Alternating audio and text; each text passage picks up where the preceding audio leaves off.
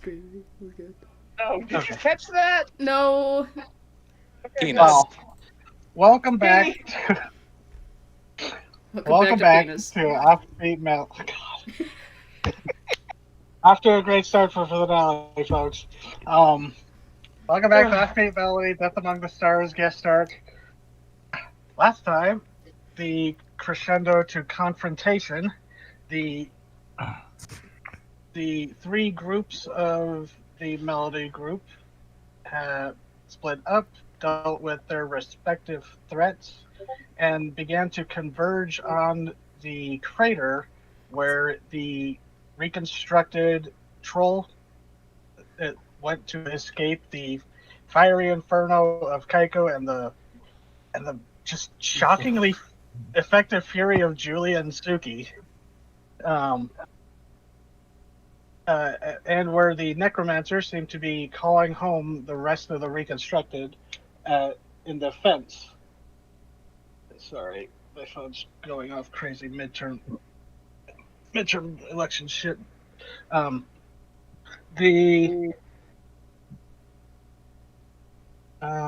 skipping over a bunch, but through the efforts of flight and teleportation through trees and just plain hoofing it, the group managed to converge on the crater as Zoe took the massive cloud of gargoyles that had been circling overhead, baiting them into a storm front by the now much larger thunder rattle, which then flew off seemingly to protect the tree of life. The necromancer was revealed, as well as the cauldron, although the troll was eventually revealed to be trying to heal itself within the liquids of the cauldron, not as it emerged, still damaged, but seemingly doused and partially rebuilt. Zoe tried to tackle it, but the crystalline structure housing a petrified gray skeleton seemed to provide a shield against the physical attack, as Suki tried to sneak up on the necromancer as well, as Benedict delivered a proclamation of vengeance and fury. And we left off as Celia burst from the small lake side, standing on top of the head of the dire hellbender as it charged forth, enraged as after she freed it from the aquatic reconstructed. That's about where we start off. Shamble onward, brother! They only mock us because we've never known hell! Tonight we change that! It charges forward along this beach as the reconstructed try to throw up a defense, but it just plows right through them, and scooping up mouthfuls of them with portions of the beach even, and slamming things down with these big stumpy legs. You even see the bullfrog leap out of the water and impale a stinger through the chest with its single horn before throwing it. And chaos breaks out on the beach. Zoe looks back and looks back at the necromancer and grins at him. Oh, yes, it said it looked at you when it charged, and it spoke in the whatever strange language, but there was also a telepathic aspect to it, and you understood. It basically said, "You are a curious specimen. I can make interesting things from you," as it started to reach out towards you. Yeah, and then Benedict showed up and caught its attention. Yep. I believe. And I think we left off on Kaiko's turn, but then people had to leave, so we cut it short. Oh! Yeah, Kaiko was going to roll to, yeah, I was gonna roll a sharp check to see what that gray thing does entirely. Well, hold on. Well, it would be a sharp because it's either read a bad situation. All right. Okay. That would be a 10. Okay, hold a 3. best way in, best way out, danger we haven't noticed, what's the biggest threat, most vulnerable, best way to protect the victims, or if you have, a specific question like you seem to have. All right. What exactly does that crystal do precisely? I mean, From what you saw, it seemed to, the way Zoe tackled into it, and both it and the necromancer were pushed back as she collided with what seemed to be a invisible barrier. It seems to be providing a telekinetic barrier, and you also saw Zoe, as she dove, was nearly jostled out of the air by an invisible force, so you believe it has significant telekinetic powers. Wasn't there like 4 other crystals like scattered around the? There were 3 of the kite and choir kind of spaced evenly around the statues, and they are singing. But because of Benedict's song, those of you that are further away, you're starting to get a headache. But you've been listening to this song for so long that you're pretty much fortified. But these 3 kite and choirs are calling out. All right, what's the biggest threat? You would assume. Oh, also, off on the other side of the crater, still causing chaos, is the stone giant. Forgot about that. oh, excellent. But biggest threat, probably the necromancer. The troll was definitely a big threat, but just the 3 of you were able to do some significant harm to it. So but you saw it was able to kill a stone giant, but it is still damaged. But you would guess probably the necromancer is the most significant threat. He's been on the top of our hit list anyway, because we get rid of him, this problem's more or less solved. And best way to protect the victims beyond the obvious. Best way to protect the victims? Do something about the reconstructed that are starting to run up from the woods surrounding you towards the crater, because there was a call that went out, and it seemed that the reconstructed from across the valley are now converging on this.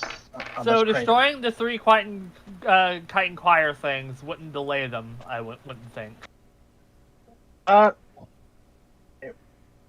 delaying them, no, because the call already went out. It's like for lack of a better, for comparison, it was like a dog whistle went out. The call has already been sent out. But Benedict would have all their attention due to him being the clear biggest threat. Yeah, he's grabbed a lot of attention since he charged in with Hal and the Phineas and the survivors, and the chips, which a few more have gone down. All right. Unfortunately, the kite and choir thing is gonna. The kite and choir, I think, is gonna be the biggest. So I'm gonna light him on fire. All right. At least get rid of the mental dominion. Okay. It can't hurt. It can only help. Yeah, go ahead and do that, and then we'll roll for initiative with you. Okay, Sarah, I apologize, but thankfully it was on a fucking kite and choir and nothing else. That was a double 6. Okay, and unfortunately there is no surprise because everyone is now just kind of rushing. Yeah. In. But yeah, I'm taking out the fucking towers. And do you have an advanced for that? Yes, that's why I did so much damage to your fucking troll. That's right. But thankfully, okay. I'm tackling the fucking towers and not your bosses. Okay, so the choirs, you fire at it, just because it's been fun. No, I'd say it's probably ready to cooperate, especially after it got upset seeing the dirge crystal. Oh. So, yeah. I'll just say with that, basically a crit. Yeah, I think that's those choirs. I think that's just a straight 12 since it's 3 plus I think that's a straight 12 since I'm not getting any other. Although, let me double check. Yeah, the bonus to weird. Hold on, my character document's being a little slow today. Oh, while doing this, everyone roll for initiative, which is act under pressure. Like, I'll just put you at the top of the list. Alright, okay. Alright. Pressure. Okay, so I have. It's a CX. Oh, yes, Suki, you also have a passenger still. Oh yeah, you do! Okay, so Suki. that would actually be an 8. Right. Fuck, I muted my mic. Yes, I do. Actually, that's a 16.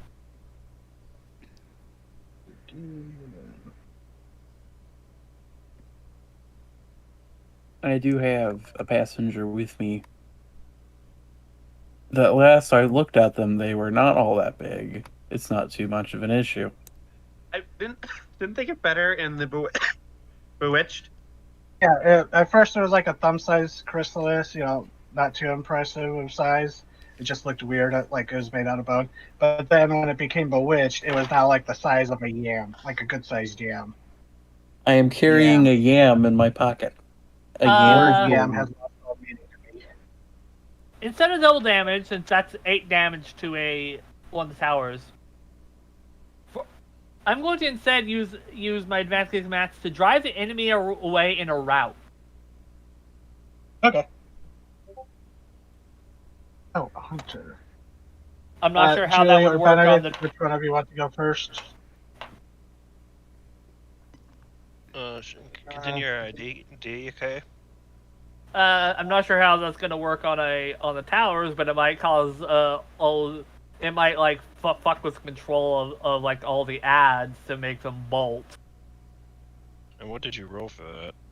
Advanced kick some ass. Kicks some ass. Okay. So the total damage was 8 then, Sarah. Okay. And what was the extra effect you said? Drive the enemy away in a route. Okay, yeah, that works perfectly.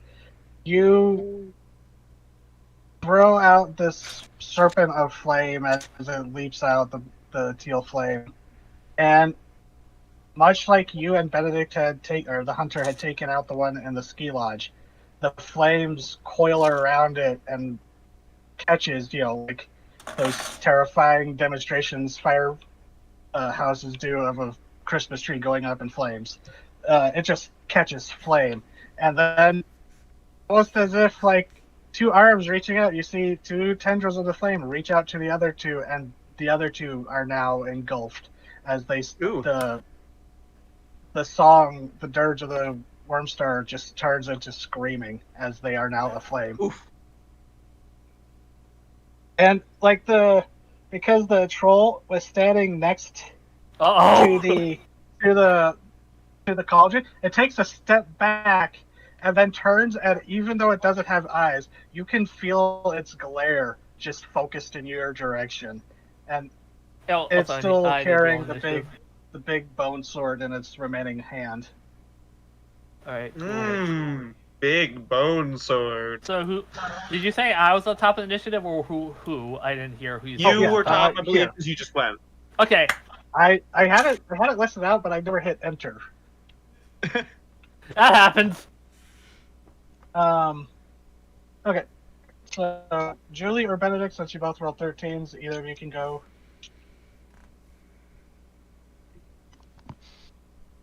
You mentioned a lot more. Is TT still TT here. muted? I'm here. But Benedict spoke first, so you can go first. It's fine. Okay. Yeah, but Let's see. You mentioned a whole bunch of reconstructed or showing up reinforcements. So I imagine they might be coming up behind us now. I'm not sure how deep we are into the crater. Yeah, you were. I think your group was descending into the crater. Kaiko, Julie, and Suki ran down. I think Kaiko and Julie were still farther up on the rim, and then Celia's off at the lakeside, which isn't that far. because the things change. Geography changes weirdly. All right. Here, give me a the moment. destruction, and Calculator. off to your left would be the stone giant, as they're just kicking and throwing around reconstructed. All right. I got a total of 13 to protect someone.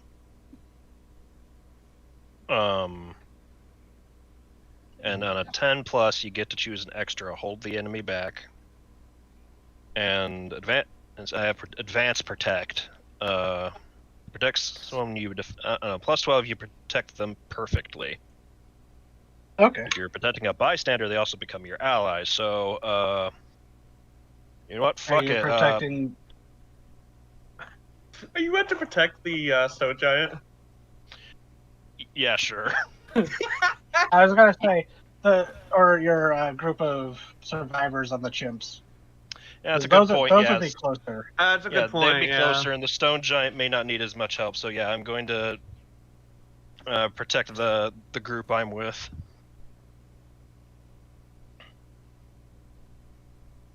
Okay. Noticing So- all the other all the reconstructed coming up behind us, trying to flank, going to the back then, and trying to defend our back. Okay. So as you start marching your way back, you actually, as you're going, it's kind of weird that you didn't notice this at first. But right where your group of allies they've kind of like been grouped up in a tighter knot so that they can't be surrounded, you start realizing there's like weird disturbances around the dirt of their feet.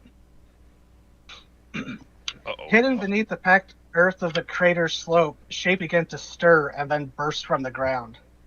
Standing barely three feet tall, these reconstructed are squat humanoids, rotund bodies on short but powerful legs, their arms thin and long, ending with wicked claws dirty from digging.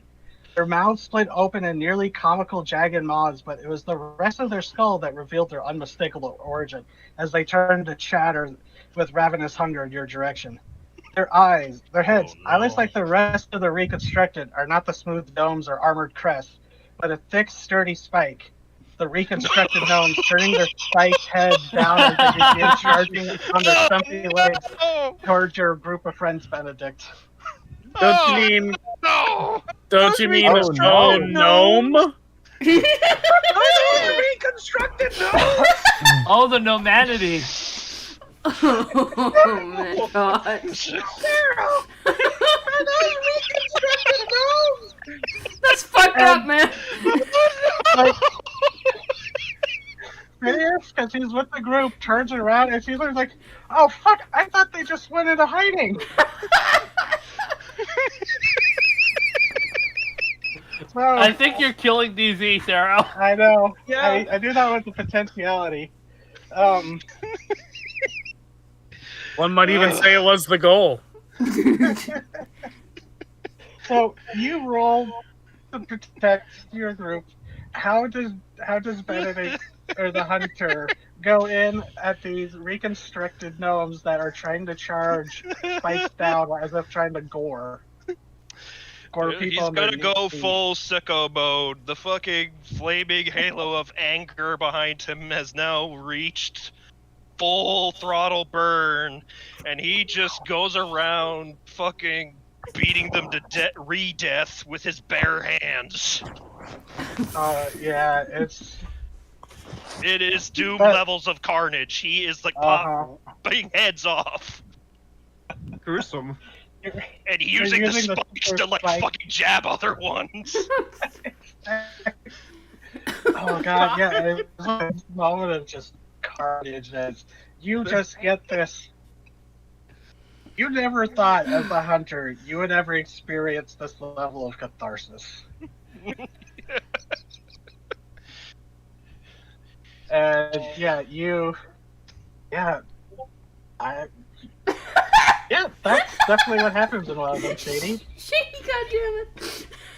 And Yep. it's even a little more intense because to the other people they're just like waist or knee high, but Benedict, they're a little more equally height, so it's a little more intense for his Oh my height. god.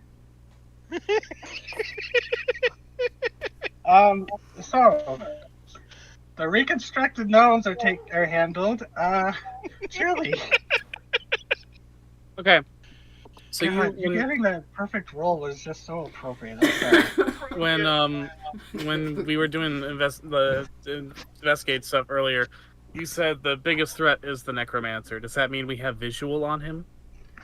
Oh yes, he is floating down by the cauldron, which is now ringed by a trio of blue Well, I am flamethrowers. making a beeline straight for him, and anything in my way is getting fucking weed whackered.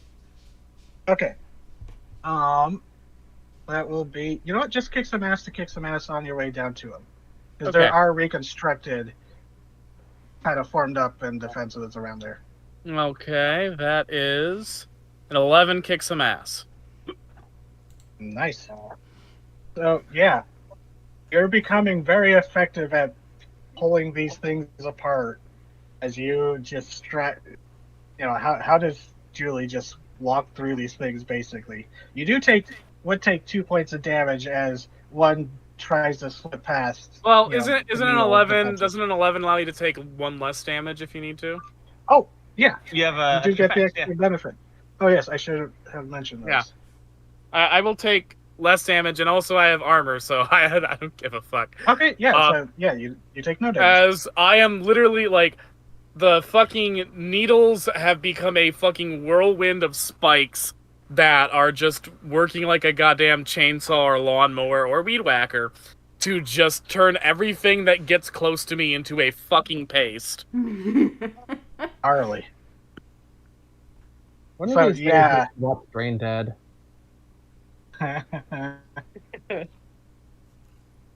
Yeah, you are the walking lawnmower. So, you are very steadily making progress to there, and you are breaking through. These reconstructed, they thought this was a simple pre-space flight planet. They were not expecting this kind of levels of shenanigans. Yep, they fucked with the wrong planet. Welcome to Earth, motherfuckers! I'm sure she says that. So the next, Suki, Oh, hi. you actually feel, in your pocket, you feel the chrysalis, reacting. Seems to be reacting to the proximity. Okay. She's going to put a hand on it. Has it grown in size? It is bigger, and it is, like doing that weird thing when a chrysalis is ready to burst, and the bug inside is ready to come out. Okay, cool. She's going to take the potato out of her pocket, and she's going to put it down gently in the little spot she's hiding, and she's like, well, I have no idea if you're actually going to come out, but I'm not going to risk you getting thrown in the pot because I do something stupid, so excuse me, I'm going to go do something stupid. And you put down this bone. It looks like a carving out of bone, or like an ivory piece, and it's just like twitching there occasionally. Yes. And I just kind of gently tuck it behind a piece of rubble here in the crater because I snuck my way down in the crater last session. And I am close to the necromancer, but the necromancer is admittedly distracted, yes? Yes, it did glance at you, but then having Zoe come out of the sky and then the firestorm happen, it's no longer looking at you. Yes. So that means the weird crystal that's sitting there with the gray alien, that's just sitting there, right? Yeah, and it's like you see sparks of light, like lighting off, almost kind of like fireflies do, like just briefly light, as if there's other things inside it. Not tasty. Do not like. So Suki's going to look at the necromancer, who admittedly has Zoe, but she also hasn't seen Zoe ever take real damage, so she's not too worried about Zoe right now being in the grasp of this thing.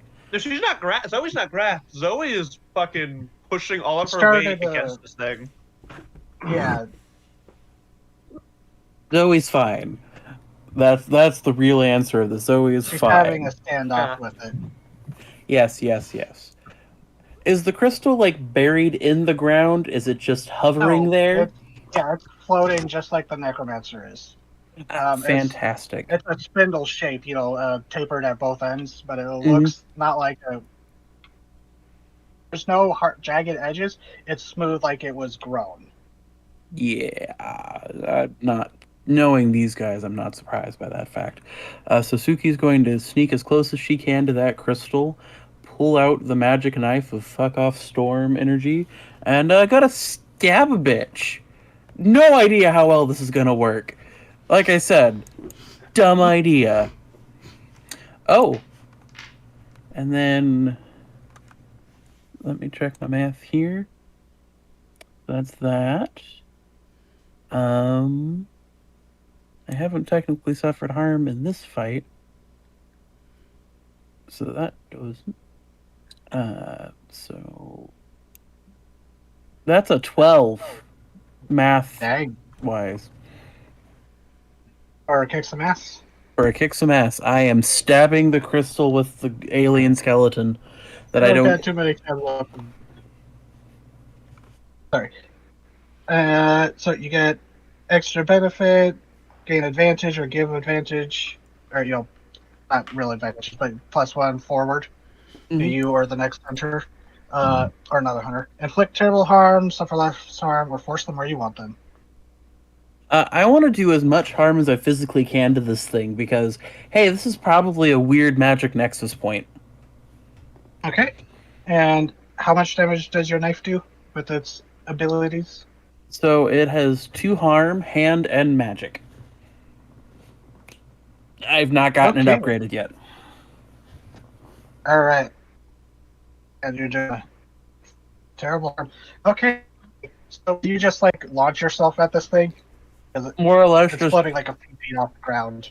oh yeah, just like as best as she can, run up and just stab the thing. Hey, you wait as this thing is occupied with Zoe and afterwards where Aiko is and Julie's just mowing through these things, its precious creations. You go running silently, probably done this many times, and you leap up, and just like Zoe, you hit a barrier, but you hit the barrier, but you feel the knife push through, and it's weird. You have to push your arm through where the knife punctured this invisible field as you gouge down the side of this crystal, leaving a deep furrow, and that horrible sound of screeching, breaking, screeching metal on metal almost, even though it's crystal and whatever your knife is made out of. Metal on glass. Yeah. Ugh. And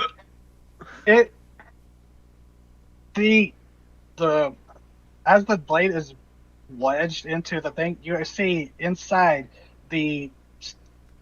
still holding the same pose, the skeleton twists and turns to face you as if the insides are not fully connected with the outside shell.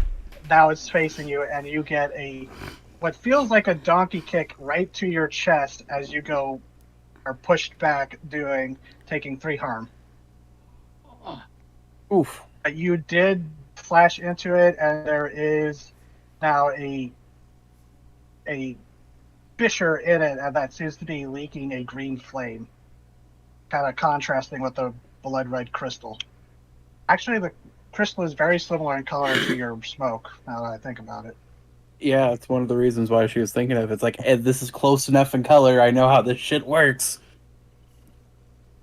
Suki, so you're there, you got knocked back, but Yep. you're still within range. Hal, are standing by with the survivors, and you just see Benedict just going, berserk on these The these fucking gnomes. Alright, Yeah, the gnomes have shifted their focus entirely on this thing that is now butchering them, trying to swarm him, but he doesn't really seem to be in danger of it at the moment. Can I see Suki get kicked like that and go flying back? Yeah, you don't see like anything physically hit her, but then again, it looked like she was clinging onto like a bubble of nothing for a moment. Okay, so I'm gonna assume that Benedict's all right, and I'm gonna turn to the other group and go. I'm gonna get up right in front of that guy's face. Take care of yourselves.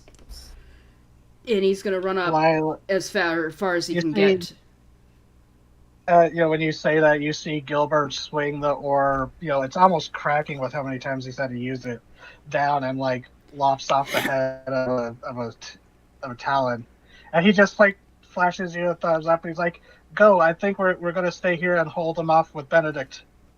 All right, and he's gonna start charging ahead to get as close to both where Suki fell and to the main asshole. Because like if the main asshole goes down, all of this stops. Yeah, and the troll is standing near there too. Okay, well. And actually, as you're running, Phineas is keeping up with you. Okay. So, what would you like me to roll to get as far as possible and perhaps take out a couple things? Just to kick some ass? Yeah, that's what Julie did. Unless you had another ability you think would be applicable. Well, I have something called What Could Go Wrong. Whenever I charge into immediate danger without hedging my bets, I can hold it too. I mean, that's basically what I'm fucking doing right now. Yeah, you are. You're diving right into the heart of darkness. Okay, so, yep. I will post what that does in the chat for you. This is what it technically does. So, I'm not sure I have to roll anything for that, so I'm just gonna use that. I think, TT, if I'm reading that right, isn't that just a bonus to, like a I think it's a bonus to what you do next. Yeah, do next. to what I do believe. next. But yeah, you would get that bonus to like a kick some ass, or if you wanted to say it's an act under pressure to get past them all. Either of those work. Okay. And I'm just gonna use the +2 to act under pressure to push through everything. Because, we have Julie, Lawnmower Man over here, and the Hunter. So I think we're fine. And the Stone Giant not on the other side. Stone Giant. I will not get tired of that fact. I'm forever gonna be proud of going back to that Stone Giant.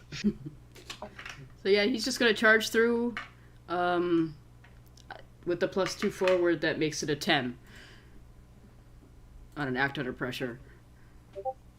So you set out what you wanted to do. I believe that's, yep. 10 plus you do what you set out to do. So, Okay, and with that, you and Phineas are able to push through. You do have to chop a few down as they interceded, but it's like chaos is now starting to break out because of everything that's happening. And there's actually a moment where you see a stinger level a gun in your direction, but it's taken out by another stinger that was thrown by the rock giant. It's not even looking in your direction. It just might have been completely coincidental. But yeah, you are able to get up close, just like Julie is now breaking through. Breaking through. All right. Zoe. Okay. Necromancer is looking down at you. Oh, also, no, that's fine. Zoe, your turn. So, Necromancer in front of me. Across from him, did I see Suki bounce off? Yes. Yeah. Suki leapt on, and then stabbed, and then was pushed off. It looked very similar to what almost happened to me.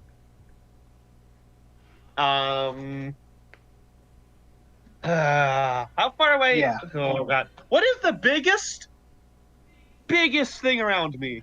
Absolute largest of things. Troll. Troll, its sword, or the cauldron. Where's the cauldron in direct Cauldron location is to me? there's I forgot one of the descriptions of it was the cauldron was sitting on the bed of the meteor, so there are meteorite chunks. Ooh. The cauldron was big enough that the troll was able to sit inside it submerged. Okay. Thing is And huge. is that within distance of me? Oh yeah. Okay. At the end You're of not last like right up session, against it, but you'd definitely be able to slither your way over there, especially with your ridiculous speed. yes, I'm now super Oh, fast. what is it in Spaceballs? Ludicrous speed? Yes. It's And at the end of last session, I got my advanced to no limits, which means I can continue acting at my body's limits for 30 seconds. So is it safe to assume I'm still hulking out? Sure. Can I? Timer loosey goosey. Well, it does say 30 seconds, that it lasts for 30 I know. seconds when I hit the advance. Yeah. Yeah, it would have reacted. So yeah, go ahead. Can I rush to the cauldron, pick it up, and attempt to bludgeon the crystal with the cauldron? The cauldron, I will say, even at push to your limits as a monster, Okay, too heavy. Okay. to pick up, you might be able to tip it, but Okay. picking it up, that would be a little That's too much. Gotcha. cartoony, or even this cartoony of a setting. Okay. That's like superhero level of like heave ho. I don't have an exact size scale for the cauldron. Though, then again, the troll is pretty fucking big, so yeah, fair. Yeah. And is there stuff inside? There's stuff inside the cauldron. Like there's a goop in there, right? Oh yeah, it's like there's liquids inside it. And I probably don't want to just knock it over. Wait, it didn't Yeah. seem displaced that much when the troll stepped out of it. It's still the same level. Yeah, I Things remember are weird. earlier session is like that everything in there is nasty shit. Yeah, I don't want to get in there. Okay. Yeah. Then how big is the troll's sword compared to me? It'd be like I'm not sure. It's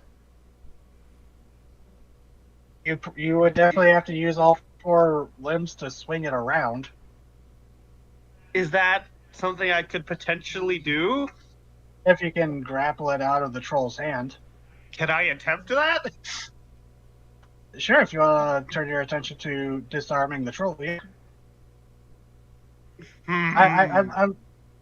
I would say it'd be a little too intense to disarm it and then use its own weapon as it's pissed off at you to attack the necromancer. I don't know if I want to go and fuck with that or if I want to just keep trying to keep the necromancer's attention. That is why she flew over here in the first place. Up to you. Hmm.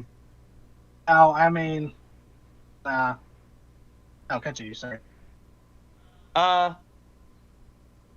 can I see the fire leaking out of the crystal?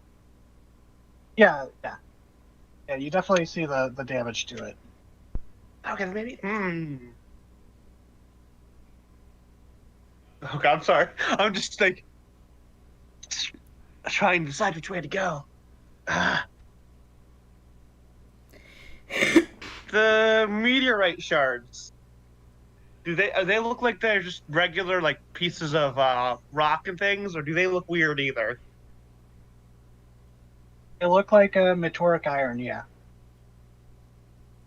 They look, from what you've seen of, I don't know how invested Zoe is into, astronomy, but they look like typical meteorite fragments, if you had to guess.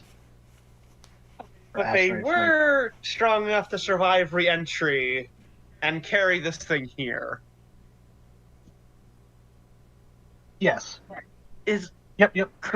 is there a chunk that's sharp enough that I could scoop it up and try and jam the edge into the Oh yeah. part?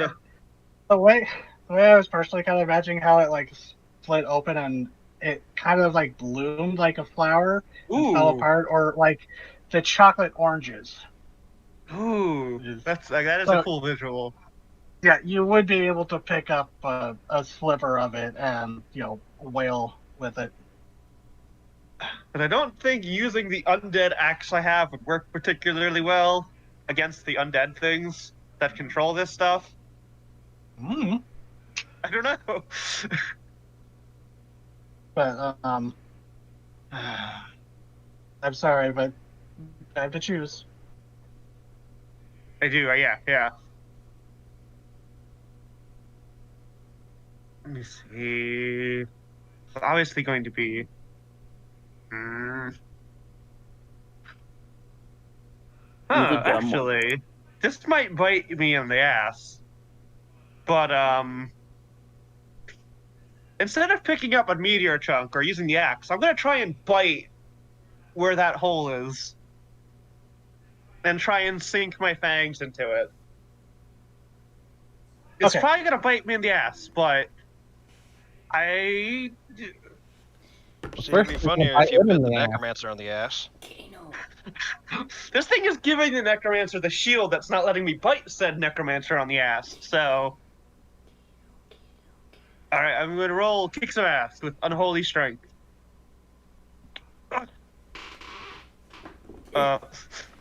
Well, Oh. that's a 6. Ooh. So that was a kick some ass you tried? Yeah, You get your ass kicked instead. yeah, I do. You went and tried to bite the crystal? Yeah. So you like slither around where you saw this barrier dig into the packed earth of the crater, and try to leap at the crystal, and it is again, before you can get to it, it's like slamming into a wall, but this time it's waiting for you, and you get. It kind of feels like you got hit by Star Platinum in a second, where just multiple hits just pummel you as you are just sent Oh no, flying Zoe got back. You take, yeah, you basically got 4 points of damage as you are thrown back a good couple of yards. No, Okay. As multiple hits just hit you in a split second. Does the necromancer just shake his head saying useless, useless, useless? Dude, it's more like it looks over at you, Zoe, and you kind of get that, you don't hear a word, but you kind of get that sense it's just like pathetic. Okay. Ow. Yeah. Ow. You would be able to reduce that with armor. Yeah. That But, third way, so as Zoe is thrown backwards, the general leaps off of her back and attempts to sink his claws into the crystal. Oh yeah, the general. He's always Happy here. for killing the cat. No! I will say that the general leaps, and once again, Oh, he man. hits an invisible barrier, unable to break through it somehow, like Suki was, and because I don't want to hurt the general too bad, he is thrown away, but manages to land safely. But he was not able to break through the barrier. I didn't even get to roll for him? Damn. I'm sorry. This is. It is I that will big say, boss. No. That wasn't will damn, say you're that not letting me do because of something. this, That was, Jesus, this thing's fucking tough. you start to think that this thing is meant to focus on repelling physical attacks, but something was weird about Suki's attack. Oh.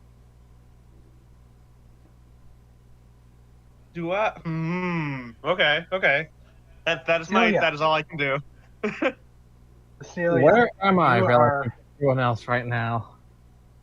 The Hellbender has been charging through, and as it like rears up, you can like look over.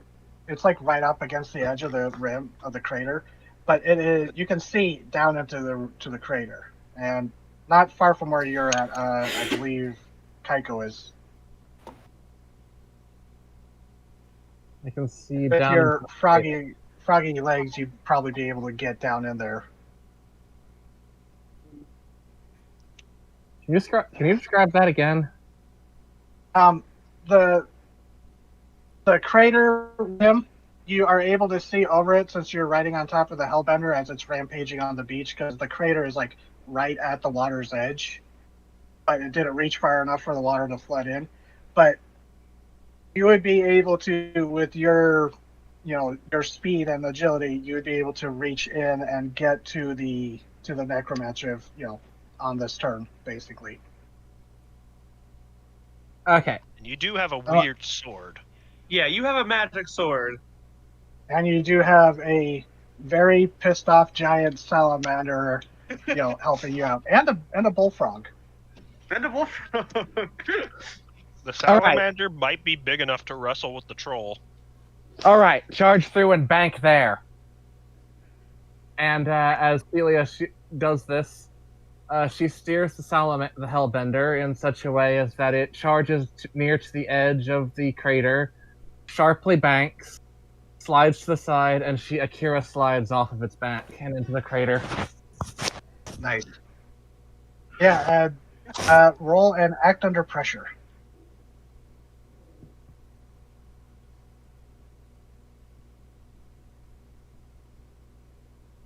That is a 10. You set out what you do, or you do what you set out to do. That's a tongue twister. So yeah, the Hellbender, you're on the same wavelength as you're both creatures involved with the Sea of Monsters. So they're both fans of Akira. Gotcha. And or they're both fans of Nope. I will also accept. So it follows your commands, and using its momentum, you're able to go flying over the head of several rows of them reconstructed and land, just a few hops away from this thing. So next time it comes around, you'd be able to, join in right away. And you actually see the Hellbender, like after it does that, it curls back around, starts like crawling over the edge of the crater. It's kind of almost like a shot from Godzilla, the original Godzilla, just moving over the ridgeline as it starts, like, not roaring, but like gaping its mouth menacingly at the reconstructed. Back to the top, Keiko. Alright, so are all the fires destroyed? They're currently on fire, but the screams are starting to fall off pretty sharply. So you're pretty confident they're charcoal. Alright.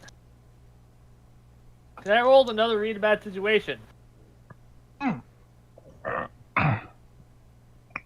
for it. That's a solid 8. 8. So I believe you get a hold of 1. Yes. Dangers I haven't noticed yet. Dangers you haven't noticed yet. At the moment, it seems the Necromancer is pulling everything out, because I will just say it is pulled everything out, to defend. Alright, well the troll's looking at Kaiko, so before anything happens there, I'm just gonna take a preemptive strike for a 13 for another juicy 8 points of damage. Nice. So it's not actually the flame that you don't throw another bit of flame out, but flame leaps out from the nearby Kite and Choir pillar as it like strikes the troll in the back. Or part of it does. As you see this tendril go leaping out, the necromancer sees this and waves a hand, and there's another crystalline chime, like a crystal bell sound. As you see a fraction of the fire splits off, and a portion of it is siphoned past the necromancer and into the crystal itself. Dealing still like hitting the troll, but the burst is definitely significantly lessened. And you actually see the necromancer looks frustrated as it looks back at the crack. Also, It seems for that my bonus thing, I want to put it where I want it. Okay, the troll? Yeah, where Yes. where do you want to put it? Where it can't where it can't hit me for one. Okay, so the flame, like, it hits its back, but then it, like, coils down to, like, almost became, like, fire chains around the legs. Fucking trips it. It's like holding it there as it, like, does that, like, cartoon thing where it's like its feet are glued and it's like, what the fuck, come on. So it's a burning hot foot. Or a sticky hot foot. I don't like the... Never mind, I'm not going to say that again.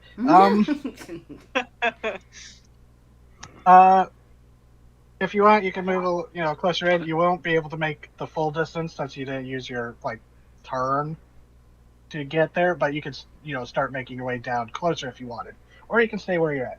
Kaika's gonna keep Overwatch and keep it like where she is, because that means the troll or whatever else has to come, and she's already made sure nothing's like coming up on her. So, all right, Benedict. Maintaining the sniper. And you are fairly close to the Hellbender, and it seems the Reconstructed are not looking to get much closer to that, so there is that to turn as well. Benedict. Hunter. Yes. You scattered this group of gnomes, and as you basically do Sentry did to areas, you rip one in half, and the others just start fleeing. Like the few remaining start fleeing. You could pursue them, but they have had their undead little wills broken. You would guess that these things were probably meant for digging rather than combat, just the way they were designed. Yes. Oh, they could dig their way to hell! The spikes help them burrow in their claws for digging like little gnome moles.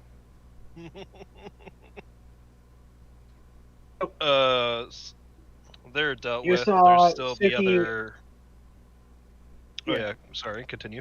Oh no, the Lila and Gilbert are with the chimps and the surviving humans, managing to basically hold their ground.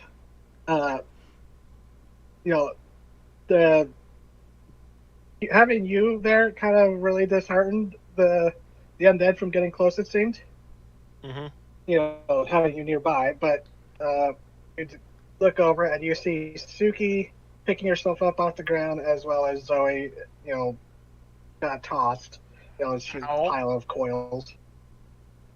And the blue flame is continuing to spread as Hal and Phineas are racing up. Would you say then that with the other undead reinforcements arriving, that I would be needed more protecting the other people, or I could help with the crystal? I think that would be a very good question for the hunter to decide. Because while there are reconstructed returning, you do see that while these people have taken injuries and a few have gone down, they are standing around them protecting them.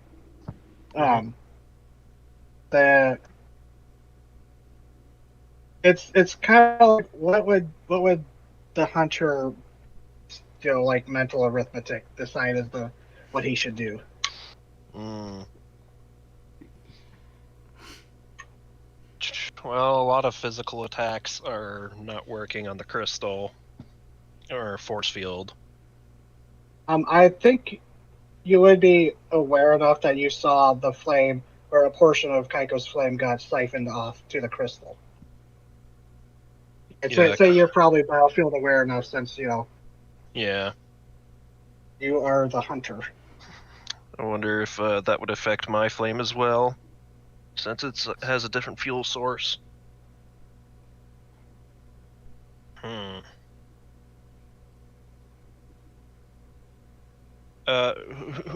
What is the name of the firefighter, like the captain? Lila. So he's Yeah, going and to Gilbert was, he said he was the librarian before this happened. yeah. So he's gonna look at Lila and ask if she's confident they can hold them off, and he's going to try and see if he can help with the crystal. And she says that she's like pushed off a talon off of the riot shield that's like dinged up and scratched. As she just looks at it, she goes, "Go finish it. If we don't stop this thing, I don't think we're gonna be leaving here anyways." As she turns and buries their fire axe into the skull of the talon as it tried leaping at her again. In that case, yes, he's going to try and help with She take says down that. a little more passionately and evocative in Yeah. the midst of battle, but you get the Yeah.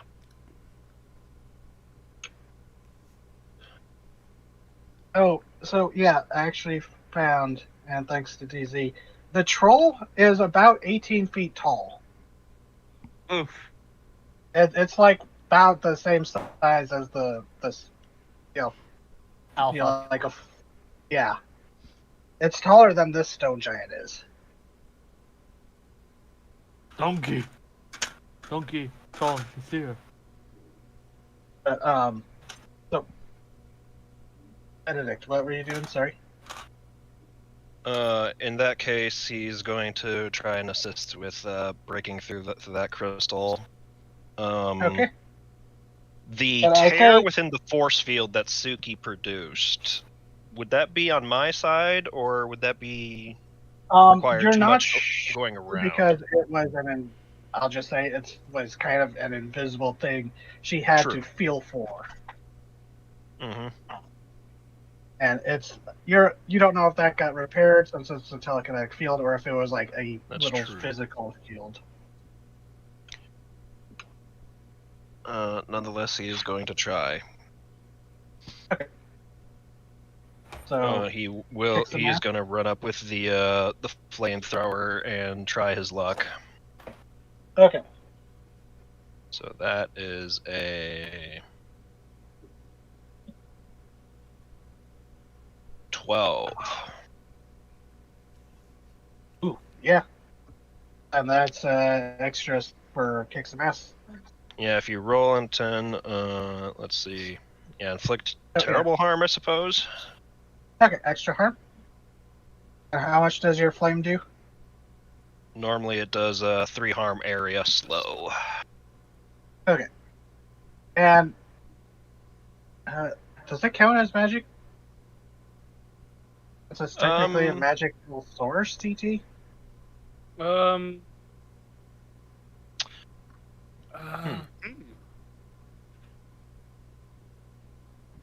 It doesn't have the magical I tag think- by normally, but I think it's just fire. I think it's just fire.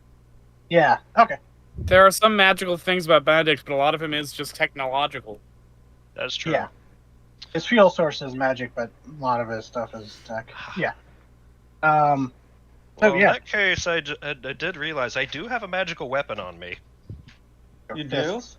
Yeah, my bare fists. Rocket punch. So yeah, you can punch it or torch it. Which do you want to try? Fuck it. He's gonna fucking jam his hands into the fucking force field and try to rip it open. Okay. So, with the inflict terrible harm, You go running up, like you knock aside a few of the reconstructed. And actually, you follow up where Phineas and Hal had run through, and you actually pass by them as they're like occupied momentarily with dealing with a few reconstructed. But like Hal, you just see this steampunk blur go rushing by you.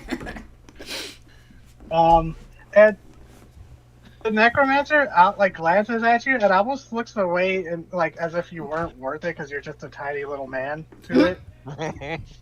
As you go running up and you see where you guess where this barrier is after seeing people strike off of it and bounce off of it, and you it's almost like you watch you copying Arma with the tree. You push one hand into it and it's like you're stabbing into cement almost, and then your other hand, and then you just start ripping open as there's this cracking and tearing sound, like tearing metal almost, as the necromancer looks back at you in actual shock as you rip open this hole and rear back and deliver a punch as a spider web of fractures travel through the crystal, not breaking it, but definitely sending spider web of crystals as it looks at you and it goes, oh.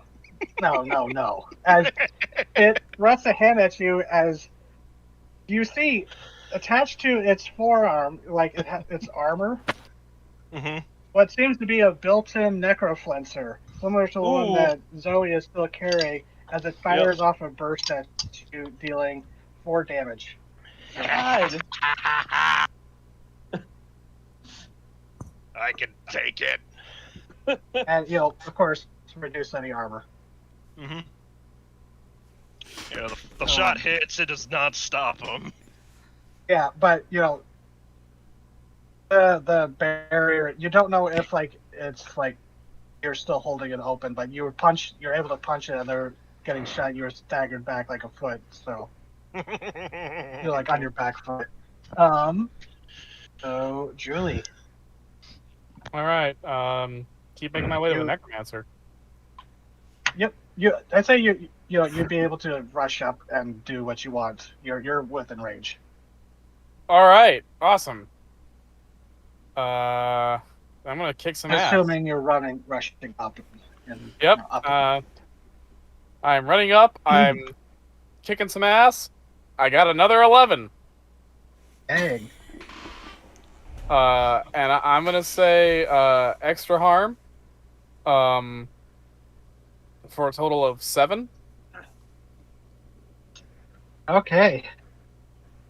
And which are you aiming for? The necromancer, the troll, or the crystal? Necromancer. Okay. It's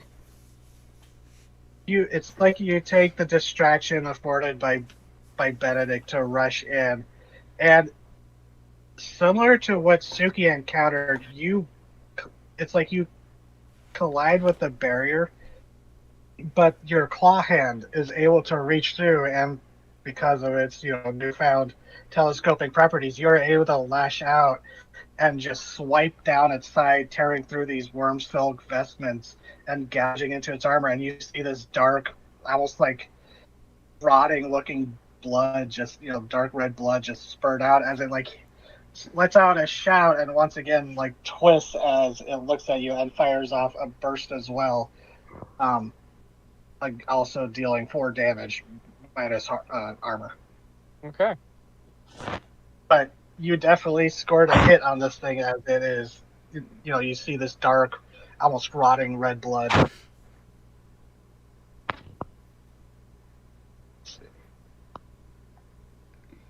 And how much damage was that? 7. 7. And it is magic. And also devastating and messy. Yeah, you got a good hit on it. Yep. So, Julie, and then Suki. Reinforcements have arrived. Reinforcements have arrived as Suki pulls herself up out of the little mini crater in the crater that she probably was landed in. Shakes herself off, sees Benedict going ape shit, sees Julie go ape shit. She pauses. She has to You make see a the stone giant decision. going ape shit. The stone giant's been ape shit. Yeah, that's just the default state for a stone giant. And Yeah. a mischievous grin that's turned into a grin full of malice grows on her face. The necromancer is distracted. She's already taken one eye out. What's another? So I'm gonna roll to hit the necromancer. Okay. Okay, so doing this math. So I get the tools matter, which is +1. And then I get a +1 ongoing because I didn't die. So that's +2. So that's +4 to the dice roll. And that's an 11. Okay. And that's And we are Kissmaster. going kick some ass. We are going for grievous harm. So it does 2 harm magic, and we are Everyone specifically calls the hard aiming. part, We are aiming for the eye. Like jumping up, knowing there's something I could potentially grab onto in the form of the shield, and just jabbing the knife in his eye. God. God. It's just like I'm picturing the Venture Brothers when Brock Sampson jumps on someone's shield. It's just his arm, and he's just waving his knife. Pretty But much. So yeah, that's basically what happens. Where you taking the distraction of Benedict and Julie getting blasted after they went and dealt some pretty good harm against these two things. You leap up, and once again, now expecting it, you grab onto this berry. It's weird. It feels rough, but it's like solid yet. I gotta choose my words carefully. Solid, but yet pliable enough that you can like get a grip on it. God, this sounds naughty. Grasp I it am on- firmly! It's weird. Bone. It's weird physics, but you're able to hold on to it and stab through with your other hand, the knife puncturing through the barrier, and it turns just in time as you gouge down another gouge across its cheek, not quite hitting one of its remaining eyes, but it's still like getting the cheek and actually part of the neck, and there's that same spurt of blood that once again staining your knife. She leans in with a maddening look and goes, "I'm coming for the rest of them!" God. How much damage did you? So normally it does 2 harm hand magic. Little did we know, Suki's a descendant of old Bloody Eyes. Jesus. Oops. The manic By the glee damage of to the wrong dismemberment is a familial trait. Then, sorry, I'm trying to keep track of stats. Okay, so yeah, this one you slash at it, and this time it swings its staff at you as it like smacks you backhanded, knocking you back again, dealing 3 harm. Minus whatever. Minus Toasty. whatever, armor. Yeah, toasty. Suki looks like absolute horse shit. You got this thing is starting to look really fucking rough, even with the crystal protecting it, as it starts it holds its free hand, the one not holding the staff up against the wound, as it goes, this is getting to be enough. As it looks to the troll, and it goes, stop being useless. Aw. It's a, Uh, meanwhile, its feet stuck. Suki. Yeah. Suki. over here. I mean, Hal. I was misreading the wrong person on the list. Hal, your turn. I just saw Suki get her shit wrecked, right? She Yeah. looks worse than when Gun Jesus shot her. Alright. Oh! Oh, It's fuck! gonna. Alright. It's all good. I rolled an 11 to heal you, so you get 2 back. Actually, 3 back, because I'm holding the sword. Yep. Oh, they got the fucking sword. So he runs over to Suki and just kind of bodily lifts It's- her onto his back and heals her at the same time. Nice. Thanks, Um, bud. I needed that. Sorry, I just wanted to point out that it's kind of meta is the funny. I, in my first guest arc, gave that sword to El Coatl. El Coatl, through eventually gifted that sword to Isaac. Isaac gave that sword to Hal, and now Hal is using that sword to help save Gray's new character. Yeah, In my second guest arc. It's pretty that fucking is funny. that's pretty fucking poetic. Serendipity. Serendipity. I'm imagining Hal lifting up the sword like He-Man. He might. I mean, And- he's got the physique for it. Yeah. And then I think that's about all I can do. But I'm gonna take out the nasty claw spear that I have specifically used to kill stone giants and just kind of hold it in front of me as Suki's on my back like a fucking chimp backpack. I'm okay. I'm doing better. Actually helped. My lungs aren't. I'm not breathing blood anymore. See, no longer can you invoke a gun Jesus. He'll be the necromancer. So now we've totem timed up and we're both ready to kick some ass. So, Zoe,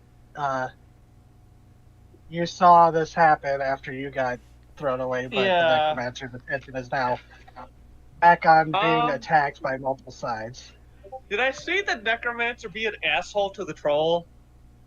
Yeah, and you see the troll look down as it starts like lifting up the blade, angled down as if it's going to try to shave the fire off. Zoe looks at the troll. Hey. It's still like trying to scrape away this flame with the blade, but it like glances over as it, you speak to monsters. Yeah. You don't have to listen to the necromancer. And there is a voice as it replies, I listen to the worm star, as it slices down and cuts through the flames, now standing free. You still have an action, but it is now looking at you. Okay, fine. Let's Your fucking turn, go. Zoe. I was gonna extend the hand of friendship to you, motherfucker. And it says, I have walked worlds long before this thing ever crawled out of its parents. and it looks ready to like go after you, Zoe, since you drew its attention and tried to extend empathy to it. Yeah. It's almost Then I guess insulted. I guess I'm going to return you to the earth. And she launches herself towards the troll. Well, this will be the last world you ever walk. Yeah, I just imagine now, kind of going with your idea earlier, do like a full body constrict of his arm so he can't swing the blade. Yeah, that's kind of what I'm thinking. Just do I want to do that? Do I want to like? No, I gotta do some damage to this guy. Yeah, I'm gonna kick some ass. Okay, roll. Okay. Roll. That's not as bad as last time, but it is a partial success. That's an 8. Okay. And how are you attacking? As he cuts the flame off, and Zoe says that she launches herself up at it and essentially curls her body around his arm and starts doesn't constrict, but she curls herself around the arm to make it hard to use it, and she bites him, which is 3 piercing harm, and she injects her venom. Nice. So, And I drain 1 HP. and although I will say, because you had such a reaction to it, are you sure you want to drain HP from this guy? You remember what happened when you tried to drain a tiny little talon? I'm gonna inject. I'm not gonna drain. Okay, I'm gonna inject this guy with my venom. Sarah, I appreciate Um, you for being a good DM to remind us. Yeah. yeah. Um, Because I was just thinking about it. I was like, oh wait, because I almost forgot for a second. I remember. Yeah. Pepperidge Farm remembers. So, piercing ignores armor, right?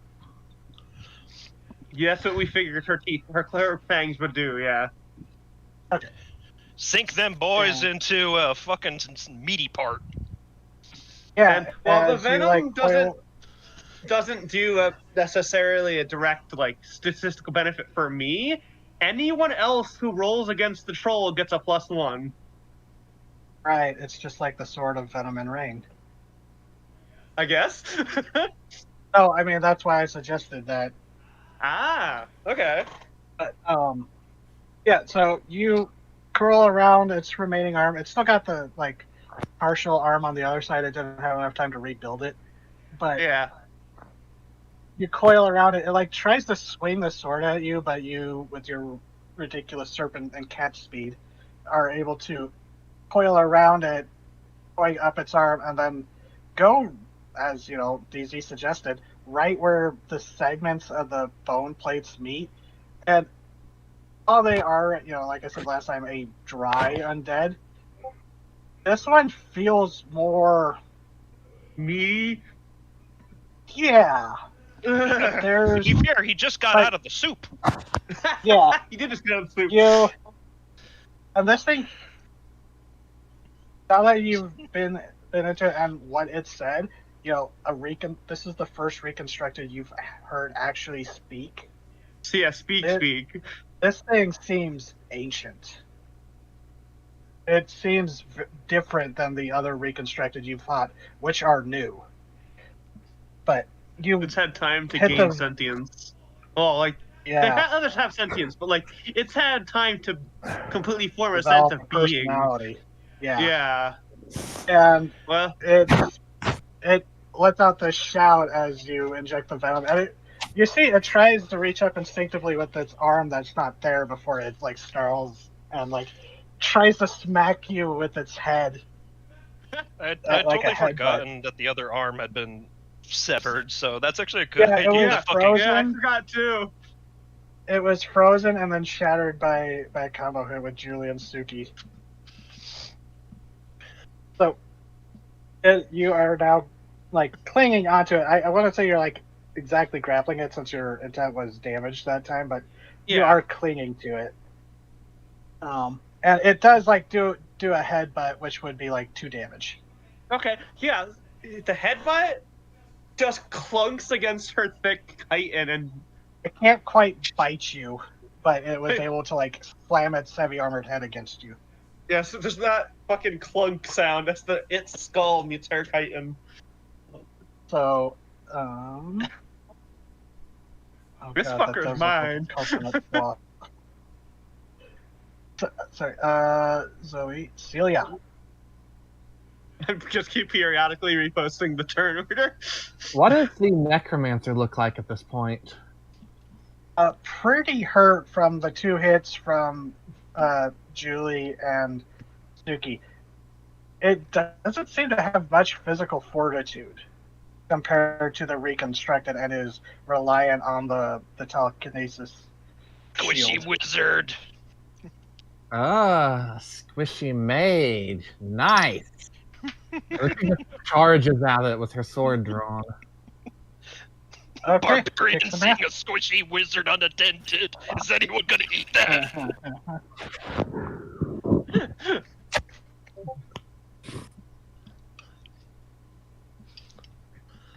Oh, right, sorry. Zoe, how much damage was your bite? 3 damage? 3. That's right. 3 piercing. Plus venom. So Which the next is, person who attacks it statistically, gets a it plus makes 1. other people roll +1, but I imagine it doesn't feel good for him. Oh no, it's pain. Fucking weird supernatural venom pumping through his veins now. Yeah. So, Celia, kick some ass. That is a 10. Nice. Woo. You get a bonus.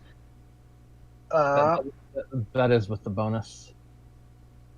No. Oh, You no, get I mean, the if you roll the 10 plus, You know, you get you- an extra effect. yeah. Take one forward or give one forward to the neck, to someone else. Inflict terrible harm, suffer less harm, or force them where you want them. I'm gonna give +1 forward to the next person. Makes this thematic. Okay. So, how much does your sword do? 4 harm. Ooh. So, race up and up. How do you attack? She just takes a leap forward, another leap forward. On the third one, she just looming over them and tries to stab the blade of her sword straight down into it. All right. Yeah, so you go leapfrogging over, the heads of multiple reconstructed and over the heads of your friends as this thing levels the arm that had the necroflencer weapon, aiming it at Hal, who was picking up Suki. But you land on top of this bubble. It's almost like you're trying to land on a bouncy house for a moment that shifts and wobbles weirdly.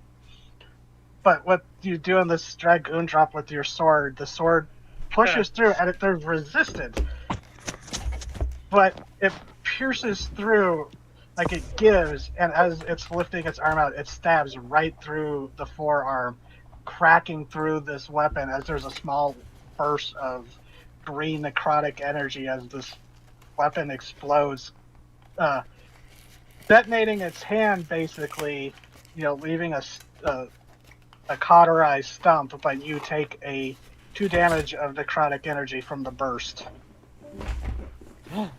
Is that Oh, armor really? piercing?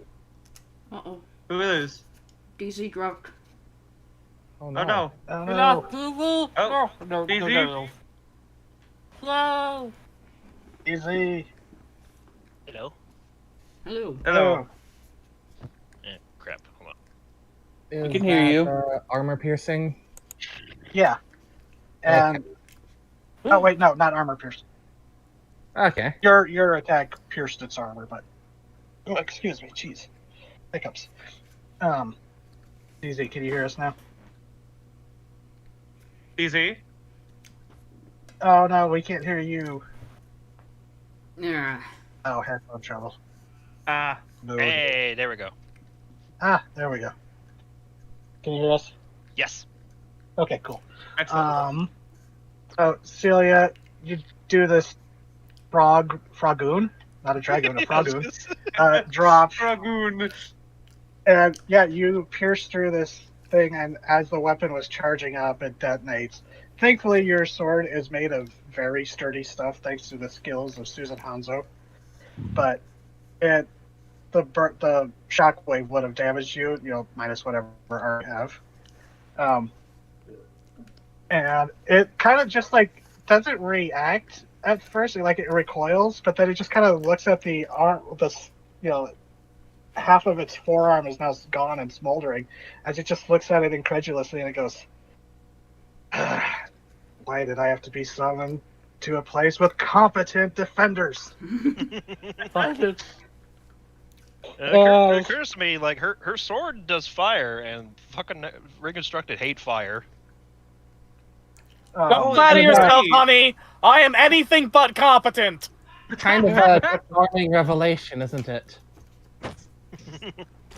Yes, see that I'm gonna have to change my tactics, as you're the shockwave. You got knocked off of the bubbles, but you're standing there. As it looks to the crystal and then to the troll as it's struggling with you, Zoe. As it goes, well, I was waiting until I was certain this would work. And then it lifts up its staff and slams it down on the ground. As you see, the troll's sword shatters. Zoe, thankfully, your scales protect you from the bone splinters. But Okay. it's like a smaller fragment of the sword as the troll looks shocked at it.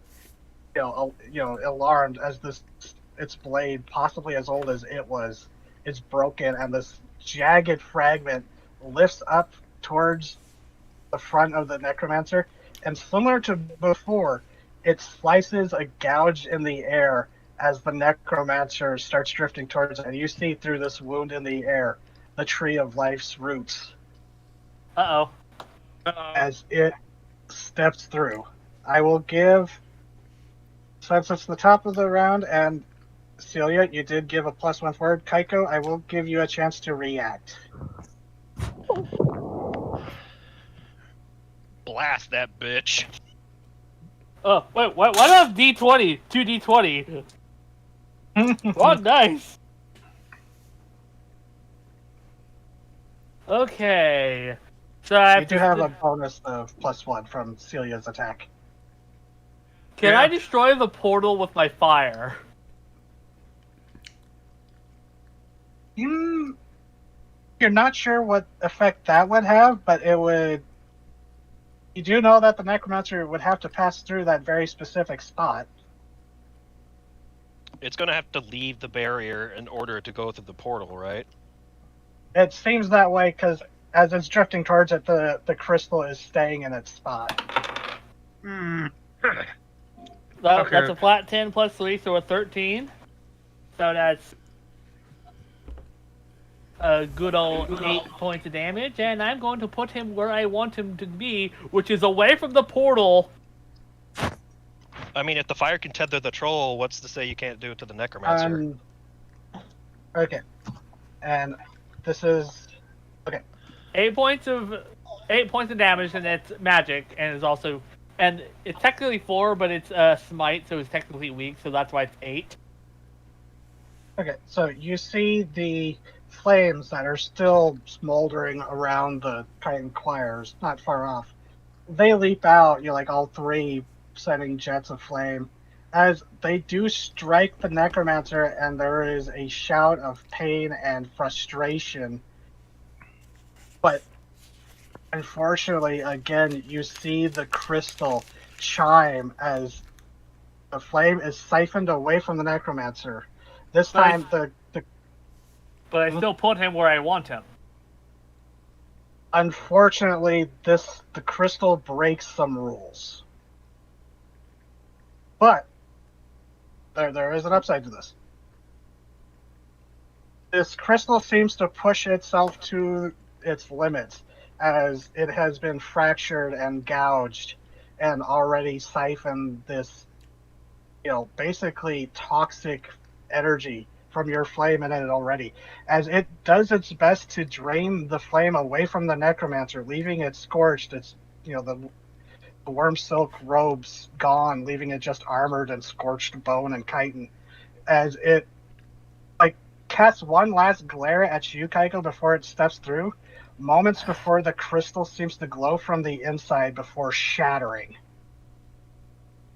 Where does that leave the gray skeleton? It falls in a heap among the chunks. It just falls. And as that happens, there's that burst of green and blue flame before suddenly everyone is knocked back by the popping of this telekinetic bubble. Even the troll is driven to its knee as this screaming torrent of souls, of ghosts, just bursts out of this pile of crystals and go racing into the sky before bursting out. And how Phineas had followed you, and he goes, "Oh fuck, that's where they went." Because he mentioned the ghosts had disappeared in this very haunted forest. But now they are. Some seem to be furious, others are just wailing in undead lament, but others, they just burst out and disperse. God, that sucked. Leaving the crystal, the crystal going dull and glassy as this mangled body of a gray skeleton is just left behind. Actually, the skeleton begins to burn with the flame before it just is reduced to ash. Well, we destroyed its biggest weapon.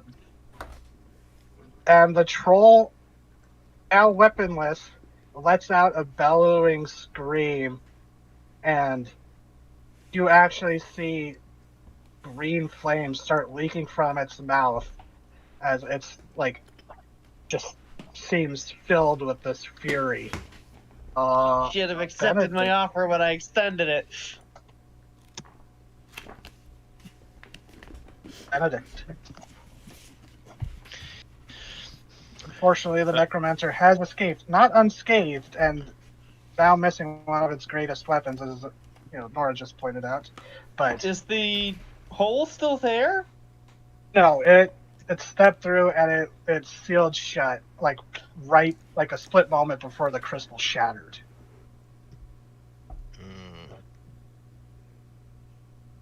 He was Benedict was right there when the crystal shattered, so he was blown back a little bit. But seeing as there's still one more foe on the field, the crystal didn't blow out; it just broke and fell. But there was that telekinetic burst.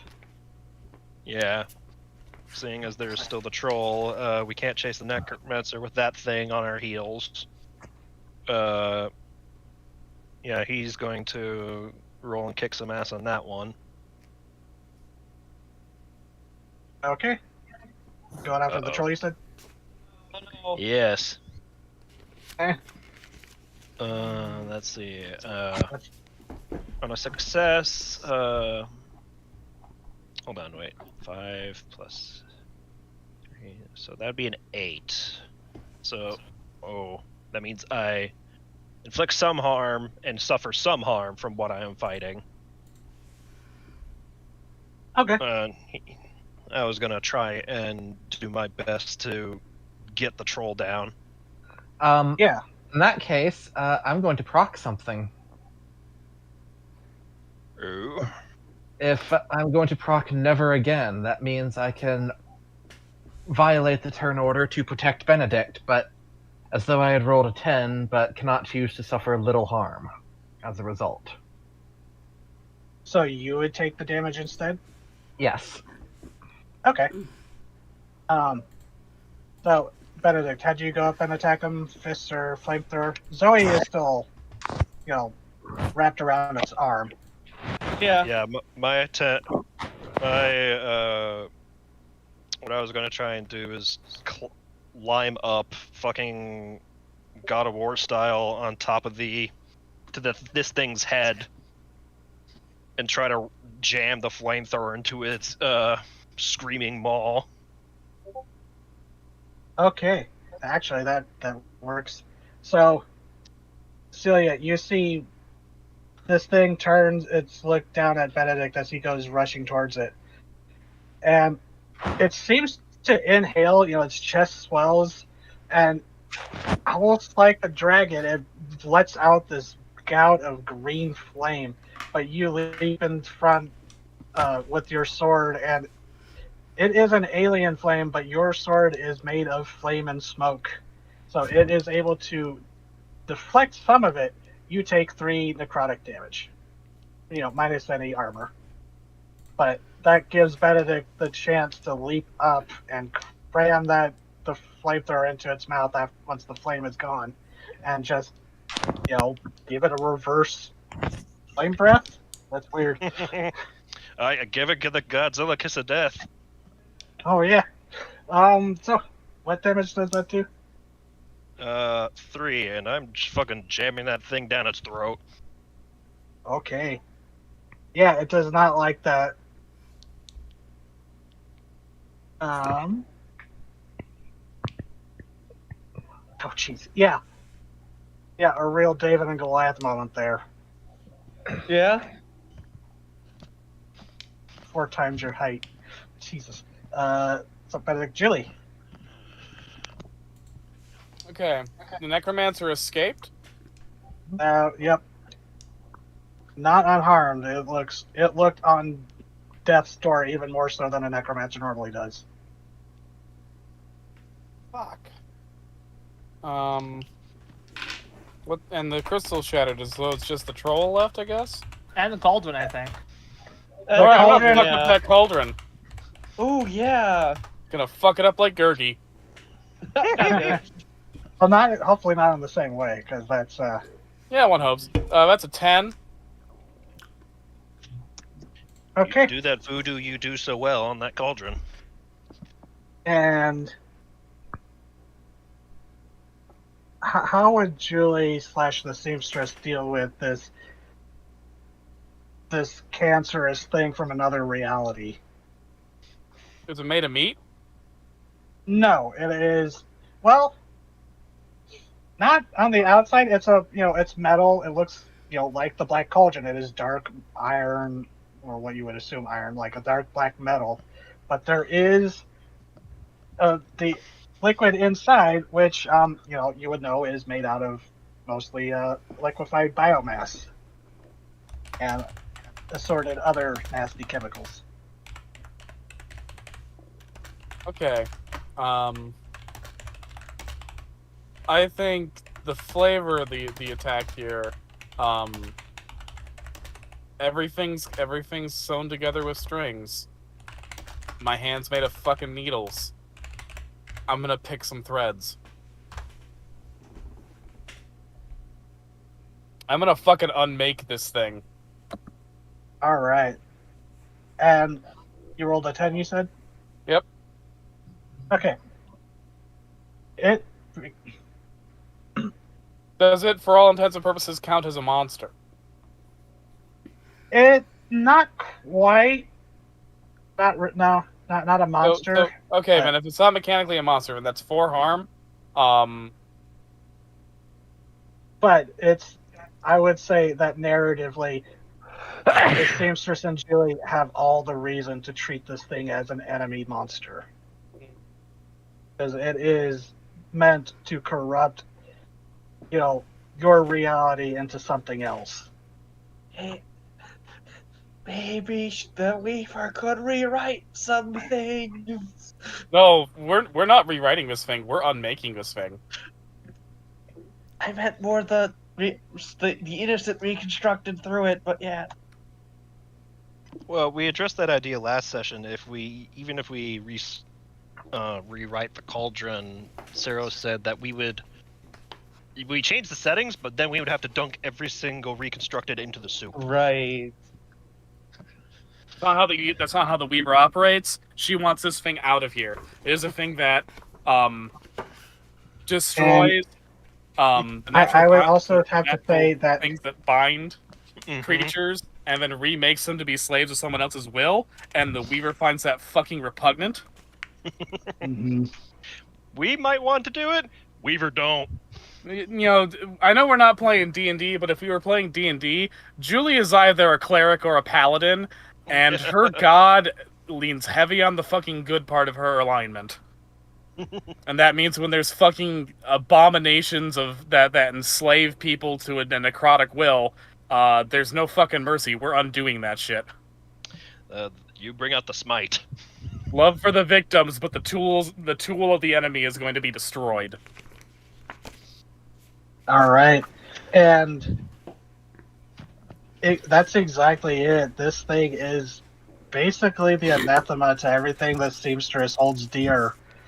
And Julie, the metals of the needles reach out, and it resists because it is made for this. It is made for remaking and reconstructing one thing into another, and it resists you. But this is the seamstress's home, and Julie is its champion. And it's like the metal corrodes at your touch as these needles dig in, and it just begins to crumble. The fluids inside seeming to almost evaporate in this noxious cloud. Thankfully not flooding everyone with these caustic fluids, but at your touch, this cauldron begins to decay. Good. DK, you say? DK. Beetlejuice. Coconut cream to spare. God. See, I was thinking of that meme from that children's show where the poorly animated CGI puppet just looks at the audience and says, Decay. Yeah. I want to see something decay.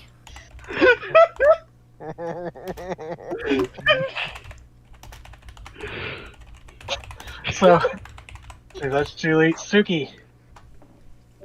Okay, so the necromancer fucked off to the tree, which is not good. No bueno. Don't have an answer for that. Troll's still standing somewhat, right? It's hurt, but it is still standing, yes. And Ooh.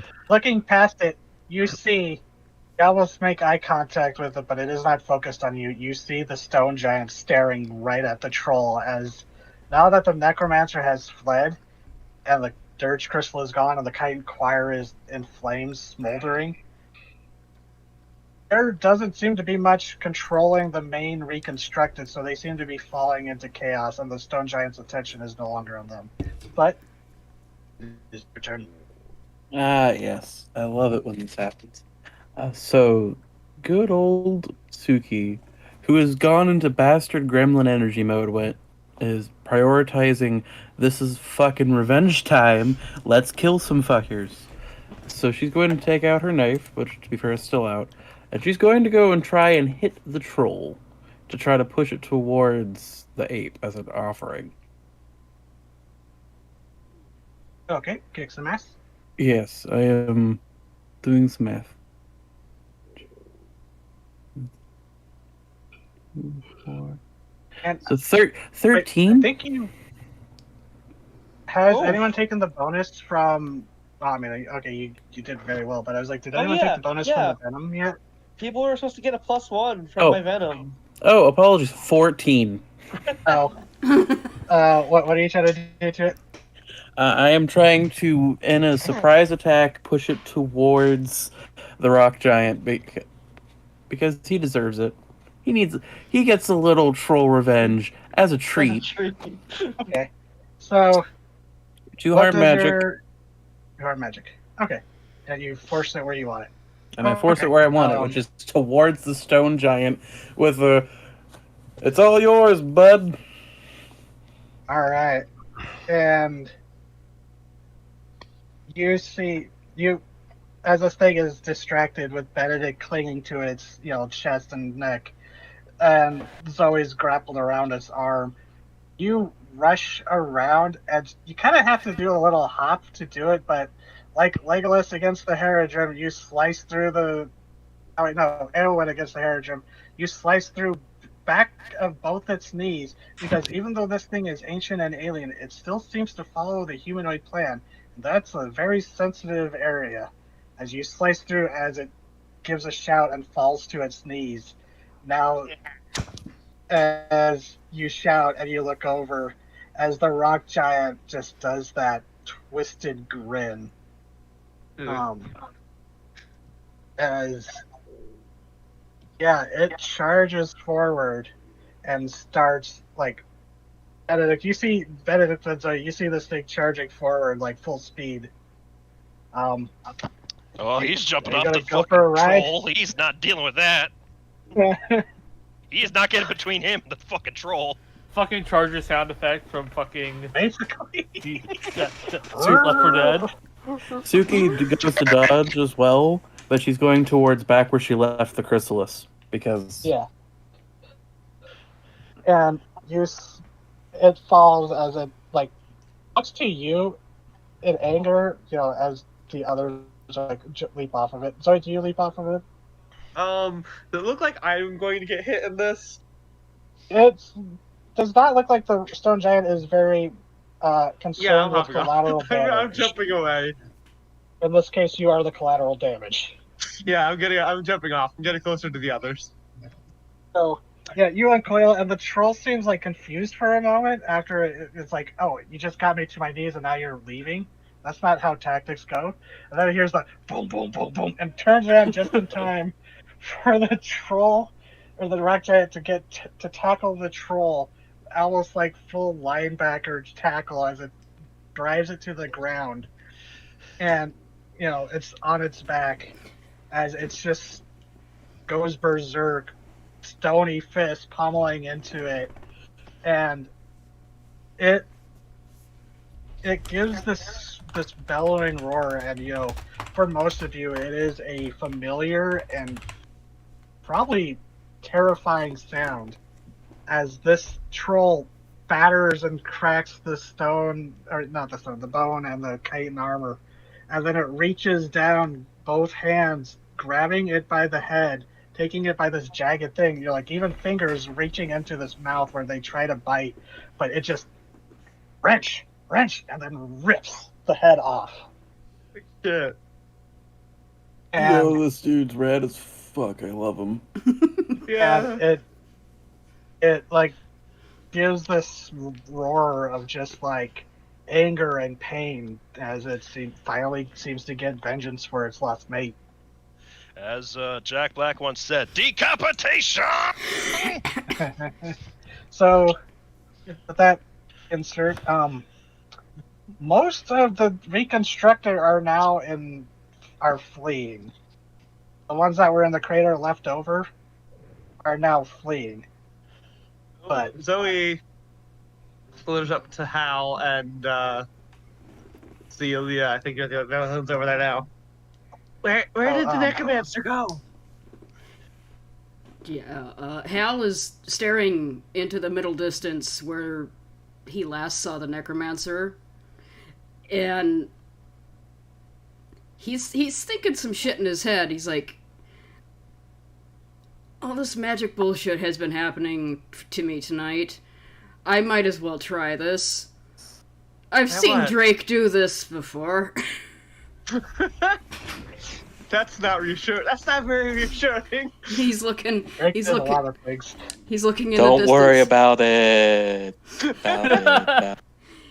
He's staring into the distance, and whoever has been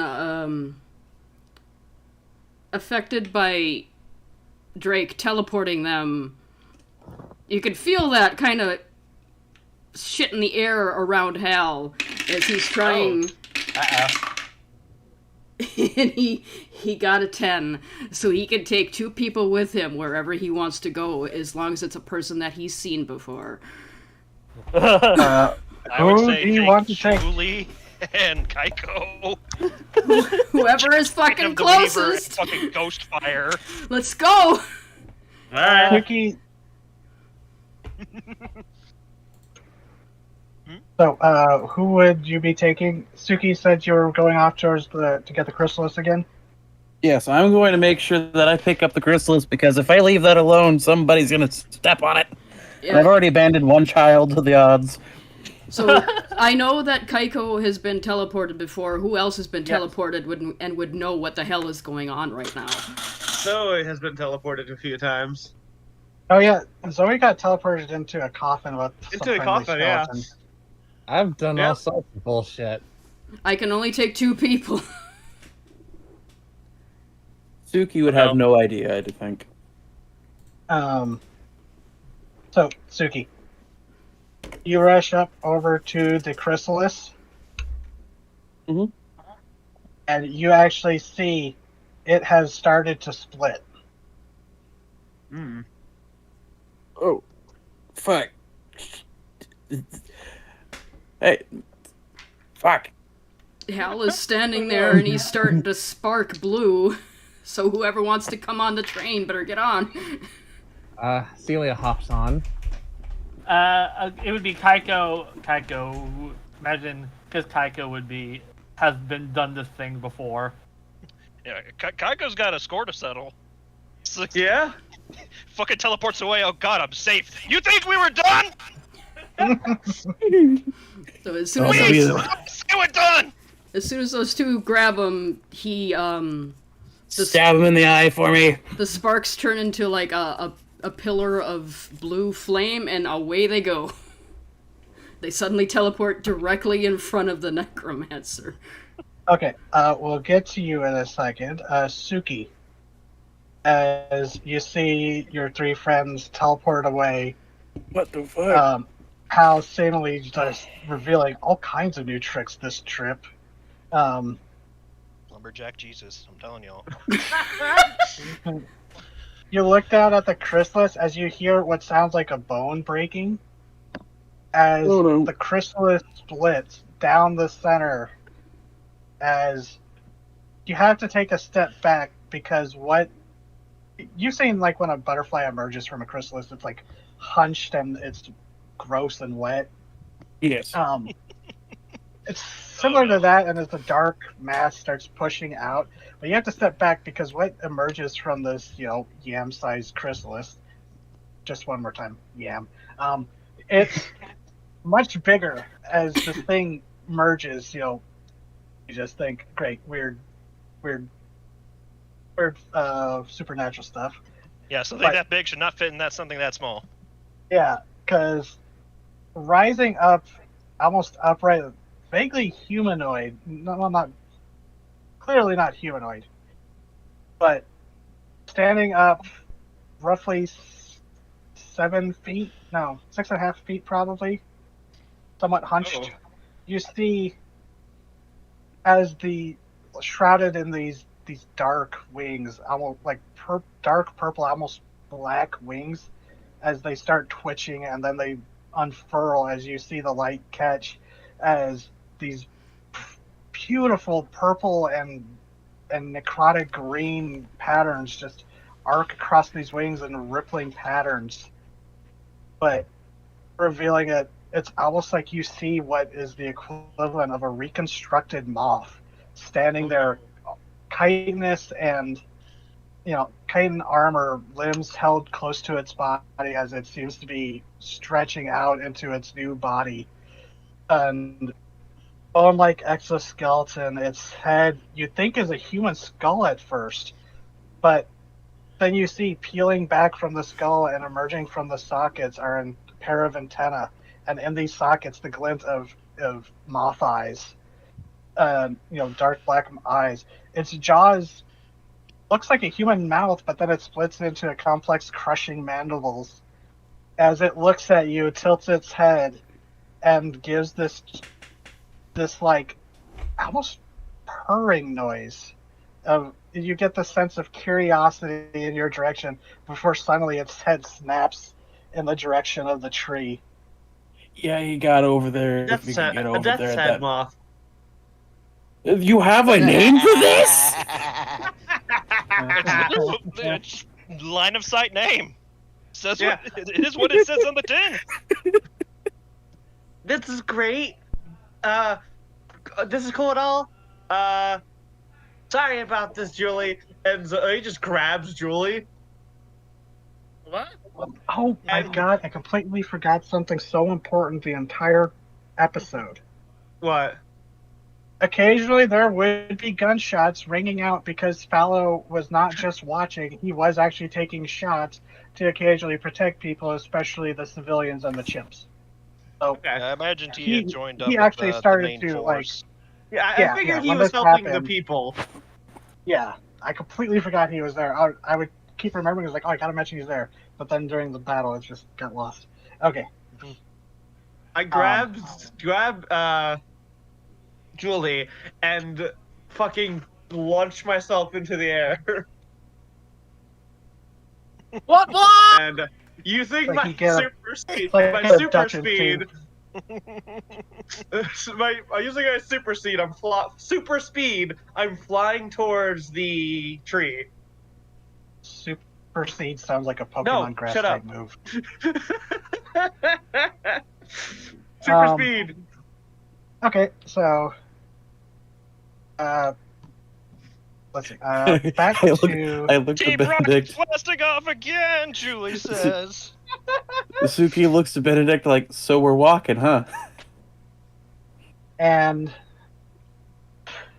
that is when still seeming to fill out and like gaining mass somehow. Moths always seem to do feels that when suddenly- they Yeah, Come yeah, out of the it's when chrysalis they though. like. Yeah, exactly. As Benedict and Suki, are you the last two there? Yeah, besides Fellow, I think. Uh-oh. You feel suddenly grasping the back of your collars a pair of chitinous hooked talons as you just suddenly are picked up and suddenly in the air as Bunzua, the Death's Head, the grave moth, lifts The into the grave air. maw. Fucking excellent. So, Hal, your Yes. first teleport. Yeah. You're a few inches off the ground, so it's like a stumble, but you stick the landing. First time teleport. I Drake imagine would be Celia's like physically on my back, like a froggy backpack. That's Aw. right. proud. What? Rick? Oh, how? What? I can apparently do that now. I don't know if it's I call canon or bullshit, but not. this works in our favor. And as you are talking, you look around as you take stock of where you emerged. Standing at the base of this tree, where these tangle of roots just kind of dig into the ground, it's dizzying. It's like suddenly stepping out, and you realize you're standing next to a skyscraper. As this thing reaches up, and you don't even see really the sky much anymore, that tumultuous purple and green, but you see the necromancer on its knees, no longer floating as it is. It seems to be struggling after barely managing to escape. Its armor is darkened and charred, and its staff, where once a green necrotic flame was held in the like the hand at the end of it, it is now the lingering blue flame of your ghost fire, Kaiko. Then suddenly the staff's hand clenches into a fist and snaps it out, as they seem to have been struggling this time to extinguish what was left smoldering on it. Well, sucks to be him then. I guess you did slow him down. It looks back at the three of you, and it goes, no, no, no, no, as it lifts up, hovering into the air again suddenly, as you realize that maybe the telekinesis was not just the dirge, as wind begins whipping around it, as it slams the butt of its staff into the ground, and the fist snaps open on the end of the staff as a crackling green, it's like green lightning begins crackling, more focused and intense than the necrotic flames you'd seen, as he turns back, the necromancer turns back to the tree, as if to deliver a blow against it. Fucking get him! Celia's immediately charging for him. God damn it, Benedict. You're easy. Lumberjack Messiahs, what the fuck? Oh fuck.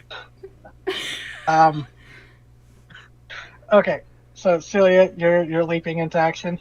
Yeah. Can I use magic? Yeah. Each of you, what would each of you be doing? So Celia's attacking. Hal and Kaiko, what would you do? I would attack, but I also don't want to. I feel this is a Definitely Benedict feel it. moment, but Benedict's not here, so I'm a bit conflicted. No, go right ahead. All right. I'll see what everybody else is doing, because Hal has to center herself after that bullshit. Most intense feeling of vertigo. Okay, since Celia has the initiative, well, not going by initiative anymore, but I mean, like, the initiative She's of just being the one. first one to leap. She's out for blood. Go ahead and roll. That is an 8. 8, nice. And so you go in with your sword. Yes. Swinging it right at his neck. Okay. As he's hovering there, his back is to you. As you leap up and slice, the sword slicing through a similar but much weaker barrier. It doesn't deflect as you slice across the back of his shoulder. I keep saying his, you don't know. Of their shoulders and neck. Once again, blood splattering and hissing against your flame sword. And it gives a shout as it like with the butt of its staff, like just jabs backwards at your gut, and it knocks you back for 2 damage. Oh dear. But you still have your armor, Yeah. but it seems more focused on charging up whatever it's trying to do. All right. Okay, go.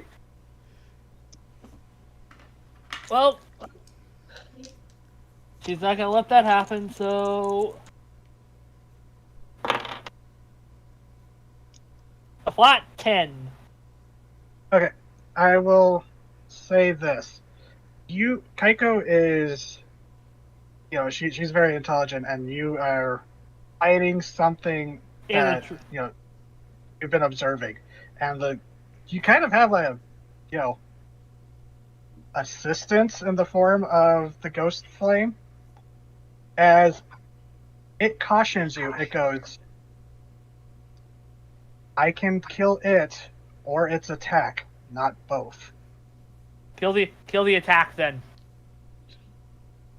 And there's like a moment of like, it's like, not what I would have chosen, but it obeys as this flame leaps out and rather like curls at the last moment from striking the necromancer and goes and engulfs the staff. And it gives a shout as this flame like consumes this necrotic energy, because that is one of the things the flame was designed to do, is consume the dead. And it is that the necromancer gives a shout and has to drop the staff as it just starts burning. But now it turns in fury in your direction. And that is how. Am I able to act? You gonna do something? Or yeah. Okay, I just Yeah, I didn't mean, know I'd say that the teleport was your last action. Okay, I just didn't know if I was. We're getting loosey goosey since we're getting a little closer to the end time. Okay, then I'm gonna see. I guess he was gonna try to grab the staff, but I guess now it's a roll to kick some ass. Okay, let's see. That just reaches a 12. Ooh. And you have advanced, right? I do have advanced. I kind of just want to like pin him to the ground until everybody else gets here. Okay. And you're using the spear? I'm using the spear. I'm gonna like jump and, since he's turned towards me, just jam it in his rib cage and then jam him down onto the ground. Okay. Yeah, it's very, Sea Beast when Captain Crow's launching himself at the beast. You with this spear, and there's a moment of just shock, as if it did not believe it could be, a simple human with a sharp stick would suddenly be such a threat as you tackle it out of the sky, piercing through its armor and torso as you drive it, not into the ground, but one of the massive roots, like pitting it to the tree. To one of the roots. He's gonna lean down as close as possible on the staff and go, "This isn't your day, is it?" Shall not be yours either, as they thrust their remaining hand. It's kind of funny. It and the troll lost opposing arms, but it thrusts its hand forward, and you are, as it tries to do a telekinetic push, pushing you back for 4 damage. This time, just focusing on anger. It's fair. It's But, still pinned to the ground. Yeah, still, armor would still reduce it. Zoe and Suki. Not Suki. Julie, the other eye maid. What the fuck are we doing? I'm taking us there! BRB. Yes, Mary, you just grabbed me and started going! Yeah, because we're kind of on a time crunch! Where the fuck are we There's going? To the There's roots! a flash of lightning and thunder of and a booming of thunder as this thunder rattle is coiling in the air above you. The thunder sounding very close, of course. Jesus Christ! This is her first time flying, isn't it? Oh my god, is it? No, I'm pretty sure Zoe has carried Julie before. Not in a fucking thunderstorm! Oh no, Zoe knew. Absolutely not. Fucking Zoe- Julie seeing the outline of the thunder rattle. That's fucking Ghidorah over there! God damn it! I know. I didn't. It was gonna be startling to just grab you like that, but we're kind of on a time crunch. And the necromancer is at the tree. And Hey, even cool. though We're flying right now, so theoretically you have time to say where the fuck we're going other than we're going there. Yeah, we're going to the tree. I said the tree, the roots. And as you say there, Julie, you kind of point as you see the familiar blue flame of. Well, you see green, then replaced by blue, the familiar Keiko flame. Doing a Keiko's getting little some work beacon. done. Aw. Julie sounds proud. Yeah. And as you're flying through, you start, Julie, I'm sure this is just great for you. You just start getting hit in the face by raindrops. Yeah.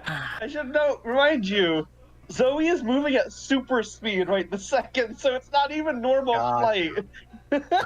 That would sting. Like, Yeah. And the rain pattering off of Zoe's chitin sounds like rain on your windshield.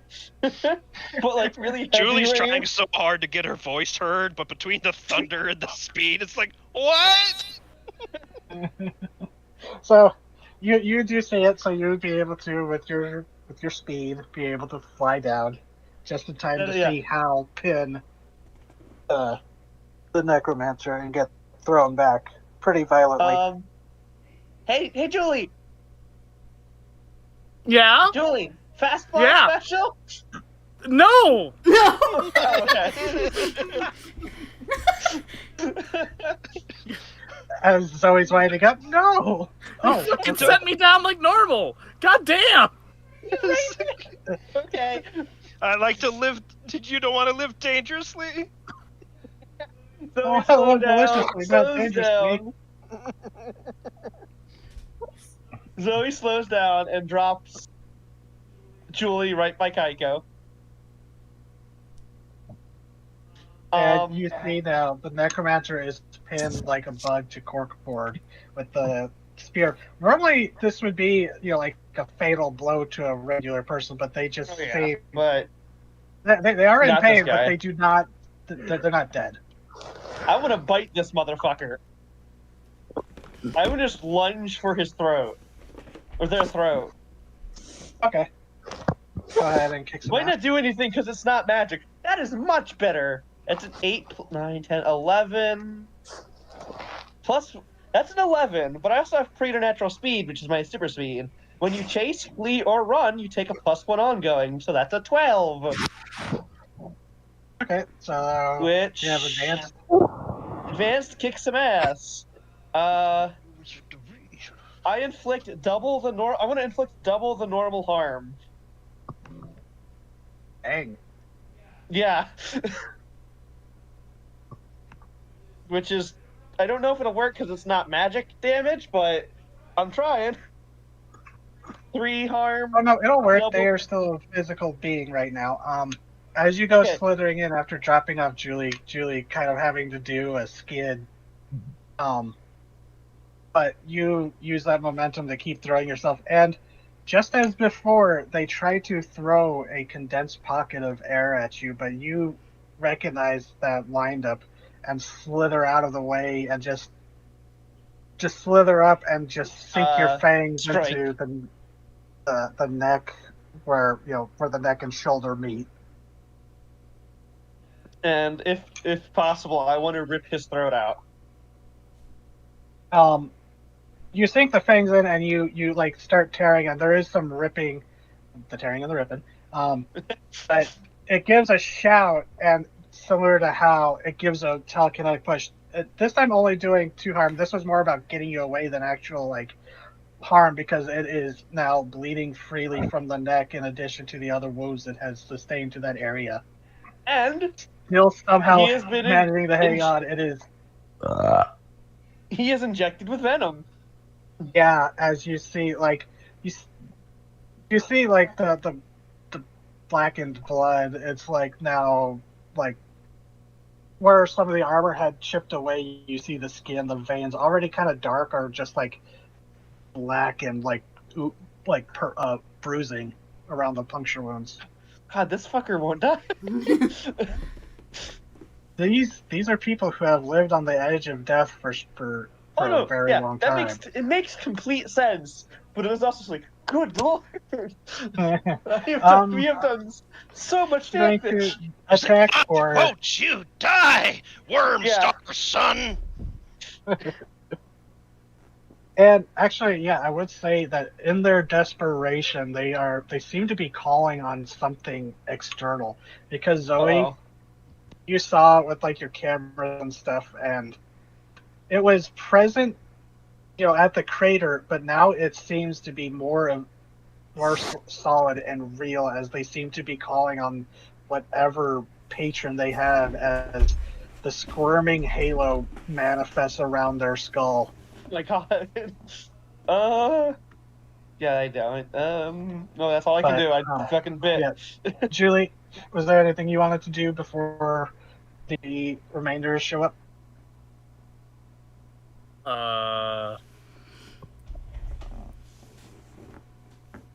Motherfucker. I suppose if he's trying to call on the worm star, you would want to call on your patron to try to cancel it out. Oh, yeah, actually, yeah, the seamstress would be feeling like this guy is reaching out beyond the veil and trying to get something to answer.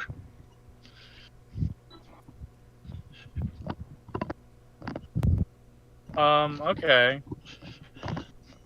Well, I'm gonna try use magic. Call Sever upon the phone Weaver. line. That's a 9. And I should get out the thing that tells me what that means. Let's see, use magic. So, On a 9, 7, or 10, it works imperfectly. Choose an effect and a glitch. okay. Although this is or wait, Venom.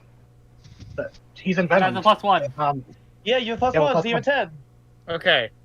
Cool. I'm essentially trying to use magic as essentially like a counterspell to just undo this shit. Yeah, so you feel his like psionic presence reaching out. Not like physically reaching out, but he's just calling out, trying to slip between the fabric, the weave, to provide a bridge to something. And it's like the seamstress and you just kind of heighten the weave where he's stretching, and it becomes impenetrable, and he is sealed off into where he is sealed off here now. There's no escape for him. You didn't say the magic word, motherfucker! Fucking excellent choice of words. And it is at this moment you see a shadow passes overhead as a massive moth, wingspan, not as impressive as Bewitched Mothman, but still, and not as big as the Owlman, but still large wings, are kind of beat. And Zoe, there's a moment is like, is that a moth? As suddenly diving out of the air, Benedict and Suki in hand, Bunzua the grave moth alights, streaking towards the ground, but then a big burst of its wings, and it very, very gently sets them both down. Awesome. Would you like to go first, Suki? If you would not mind, I would like to go, and I want to stab this man in his eye. I'm not picky which Collect all one. his He eyes. has 3 left. I'm taking them all. So, Dice roller, what the absolute shit? Stop it. Let's see if I'm doing my math right. So plus Yeah, and you 4 have an extra +1 because of the venom. plus 5. 8 plus 5 is what? 12? 13? 13. 13. I'm stabbing him in his stupid little eye, and I am taking the eye out of his socket. Okay, so you go up to him, and from all the damage he's taken, his armor is like falling off of him and just charred and crumbling. And I You don't care, see- I'm going for the eyes. Do you take off the helmet to get a better go? Because Nah. Take off his helmet or something. Do the "you are one ugly motherfucker." You know what, sure. Suki will approach, grab the helmet with her hand, rip it off, because it probably looks like it's gonna hurt. And she's not being gentle. And she's gonna go, alright, I told you this was gonna happen. Look what happens when you stick your place in where you're not supposed to be. And just stab. okay, you rip off, you run up, and it tries to push you back out of desperation now that it is cut off, but you like just barge through it. You're wise to its tricks now, and you reach up to this alien skull and just rip off this mask. And yeah, a little bit of skin comes with it because the suit seems to be grafted to the body. And you're not sure if the suit was holding the body together, but Don't care. you rip this off, and there's a moment of I won't say hesitation, but maybe surprise, as looking back up in fear, only one eye remaining, the other one gouged out, is a terrified, gaunt, obviously mutated and warped human face looking up at you. Oh. And it's the whites of its eyes are completely blood, like bruised, like blackish brown or purple, blackish purple bruise. The irises are just broken with blood, and the pupils just seem to ever so slightly just warp. This is a mercy. And just clean shot down. Not even stopping to pull the eye out at this point, just seeing the mutated face like this is a mercy, and just keeps on going down with the blade. Yeah, you drive the knife. There's really no resistance. I'm not going to get too descriptive, but unfortunately, it does not die immediately as it screams as you bury this thing up to the hilt into its skull. Benedict, if there is anything you wish to say in its last moments, this is the moment. Yeah, for sure. Fucking. He sees that mostly they have it under control, so he's not rushing over. He's definitely marching with purpose, though. And using the fucking, he still has that fucking cane sword he bought.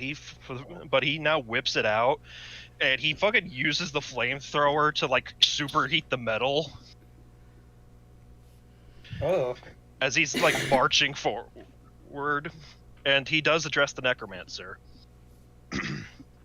I have a message for you to carry up the chain of command to whoever holds your leash.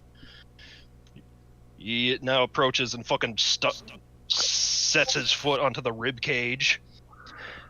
You all who live in death, you may endure so long to become living fossils, bone to stone, but my metal is older than life, older than death. In me you will find an eternal foe.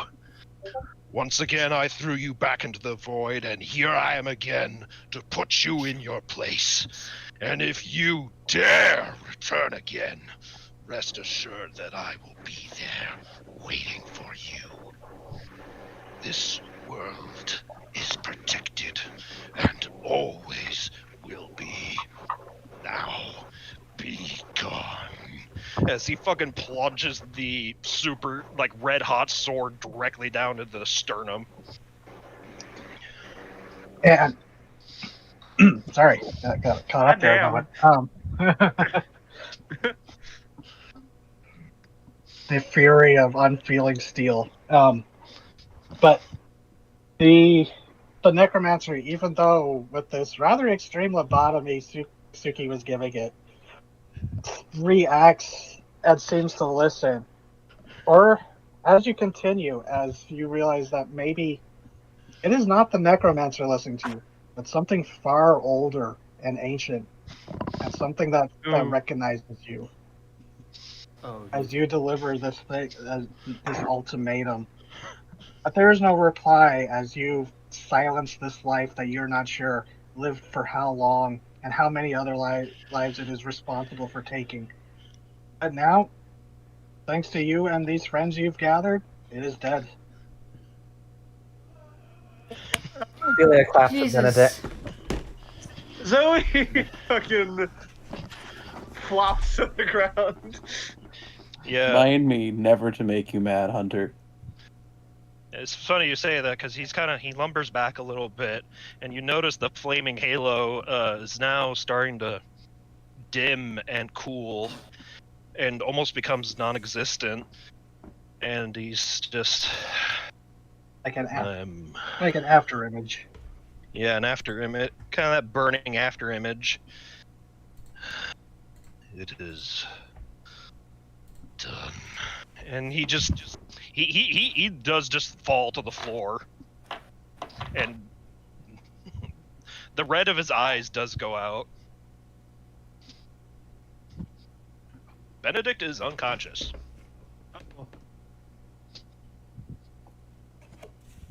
I can feel that, bud. Yeah. And there's just the silence of the, well, not really silence, but that gentle ambience of now of rain starting to fall. Not heavy, but thankfully protected by the massive branches of the trees, but it is still falling gently around you. Did we do it? I think we did it. we did. Yeah.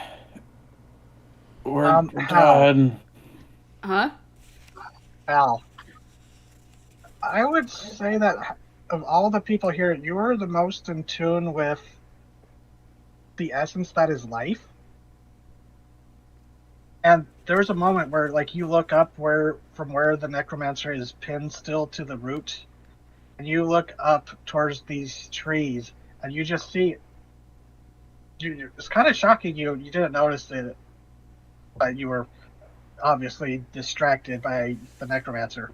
But almost as if stretching out from the massive bark of the tree, you see the vague shit.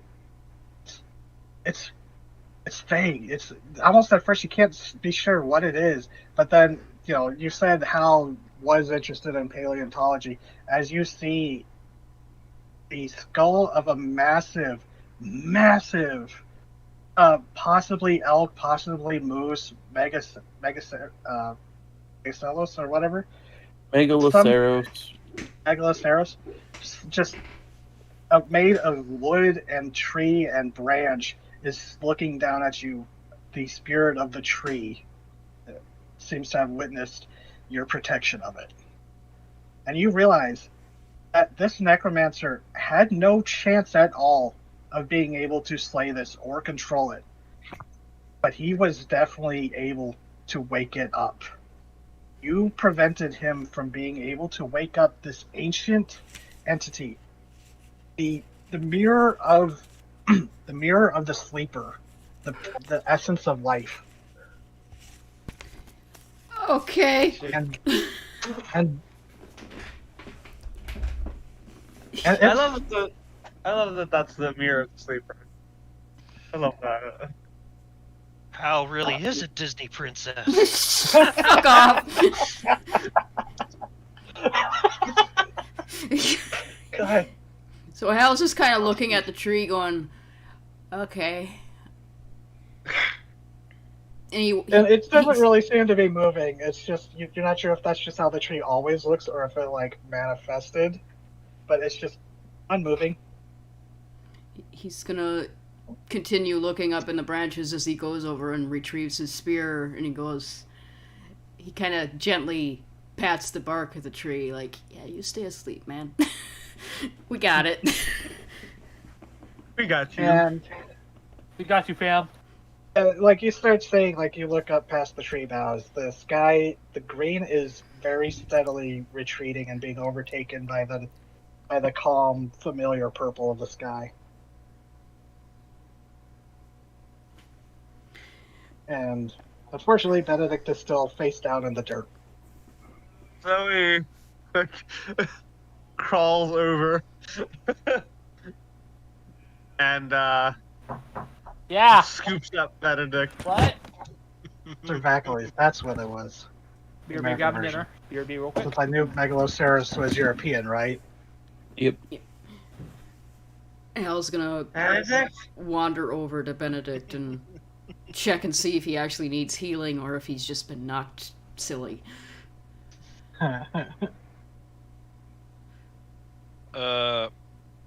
As you can tell, he's not terribly damaged. However, the lights in his eyes are out. You will. Would Suki recognize that as like when Suki and Isaac had to turn him on the first time? I would say Oh, so. yeah. Yes. Oh, he just needs to reboot. Yeah. You gotta crank that dial. Oh, Oh yeah, the music stopped.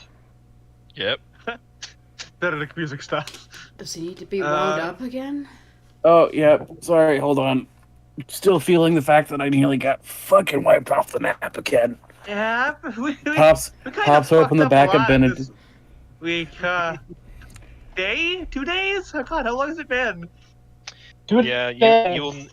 You will need to push aside the ragged remains of the nice clothes Julie made for him before this whole Oh, no. debacle. Zoe brushes them away. Yeah, just push him aside. really Suki opens up the chest. Is like, all right, let's crank this guy back up. Mm-hmm. And that is specifically the noises Suki is making as the winding is happening. It probably doesn't match with the tone, but it is what is happening. No, definitely not. But okay, you saying that lining up a person doing the Pop Goes the Weasel song, I just imagine it like a Clockwork Chestbuster popping out instead of a weasel. Jesus. Now I'm back. God. But yes, after cranking the dial, the song starts playing again, but and the eyes start to flicker again. But you notice they're not red; they are blue. Benedict? Benedict, you wake up and see all your friends beat to shit, and you're by a massive tree. Except for There's a dead Kaiko. guy over Kaiko's there. untouched. Oh yeah, Yeah, he's just like, his attention's darting around. He's like, I'm terribly sorry. I appear to have missed something. Julie's face goes from tired to fucking ecstatic, like her dad just got back from work. Except not her dad, because her dad was a fucking monster. And she like fucking tackle hugs this little robot man, not even caring if she gets bruises when she smacks into him. And she grabs him in her arms, and like tears are streaming down her face, like, oh my god, you're back. there's a squeak of metal as the needles scrape across them gently.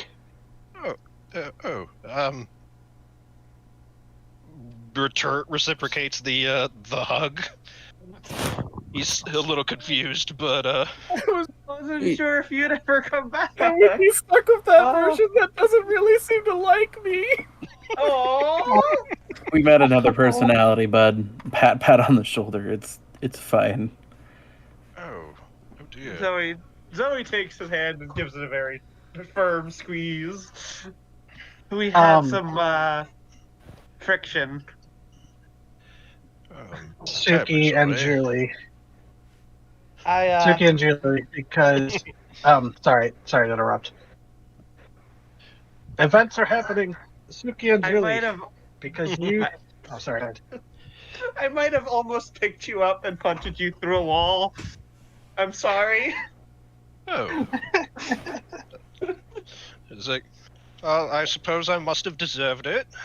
I tried to be really nice and welcoming because I know it's still you in some way, but he just didn't seem to like me at all. I don't think he liked Aw. any of us, Joey. There's well, there's a lot So- of trauma between the group that happened while you were asleep. Zoe, 5,000 yard stare. I killed a man. She did. Oh dear, this is very distressing. There'll be time to do it. We need to get out of the tree. They're Suki and Julie. Because you were the most in tune with dimensional stuff because of the seamstress on the night. You are the first to notice. Alright, hold on. Buckle in, folks. Oh no. There is a ripple in the air, almost like a heat mirage floating without source, before suddenly the space there bends and twists in a way most unsettling to the eyes. There is a faint popping noise, as well as the familiar sensation in your ears when what looks like several spikes of bone reach through the knot of twisting space-time. There is a long moment before the bones seem to tense like fingers pulling apart a heavy curtain, and much like the proverbial curtain, the fabric of reality is pulled and parted, stretched and warped but not cut, so as to allow this hole in space-time to open and solidify, ringed with sculpted bones like a porthole filled with thick obscuring mist. There is a moment of tension as nothing seems to happen before suddenly a basketball-sized, roughly spherical device pops through the barrier into this world and hovers just outside the portal. The strange device bobs in place, slowly rotating with a shell made out of intricately woven bands of metal and bone, twisting into a cage around what seems like a glass core. It spins in place before it makes a short, nearly musical string of chirps and tones. Just as suddenly as the device had appeared, a hulking figure leaps through the portal, quickly followed by several other smaller figures. Heavy boots splash into the mud, starting to form, as a large humanoid figure lands. There's a moment where they almost seem like a slightly smaller troll with their heavy armor of bone and metal plates, and a featureless plate of a face. In one six-fingered hand they carried a shield taller than Hal, and the other grasped a thick cleaver. First behind it is another tall figure, but practically gangly in comparison. Oddly jointed legs carry a hunched torso with two pairs of arms, the body also armored in the now familiar plates of cauldron-forged gear. Its upper pair of arms carry nearly circular guitar blades with edges that glowed with orange heat. The smaller pair holding similar pistol-like necroflancers that Zoe carries. Its head, plated in bone and lacking eyes, seems strangely bird-like with its face a curved beak. At first, it's hard to make out the next to leap through the portal. Sorry, this is taking so long. A spinning figure distinctly inhuman in shape that is hard to make out until it lands and takes up its position. Absurdly standing before you on three of its 5 limbs is what seems to be a human-sized starfish clad in segmented cauldron armor. 2 of its radial limbs lifted up, held at the ready, revealing that each limb ended in brutal claws of hooked fingers and built-in necroflancers. Yet stranger still was the figure that leapt out next, followed shortly by the last. Standing behind the starfish-like being was a humanoid, and for a moment you think they might be a more elaborately crafted stinger.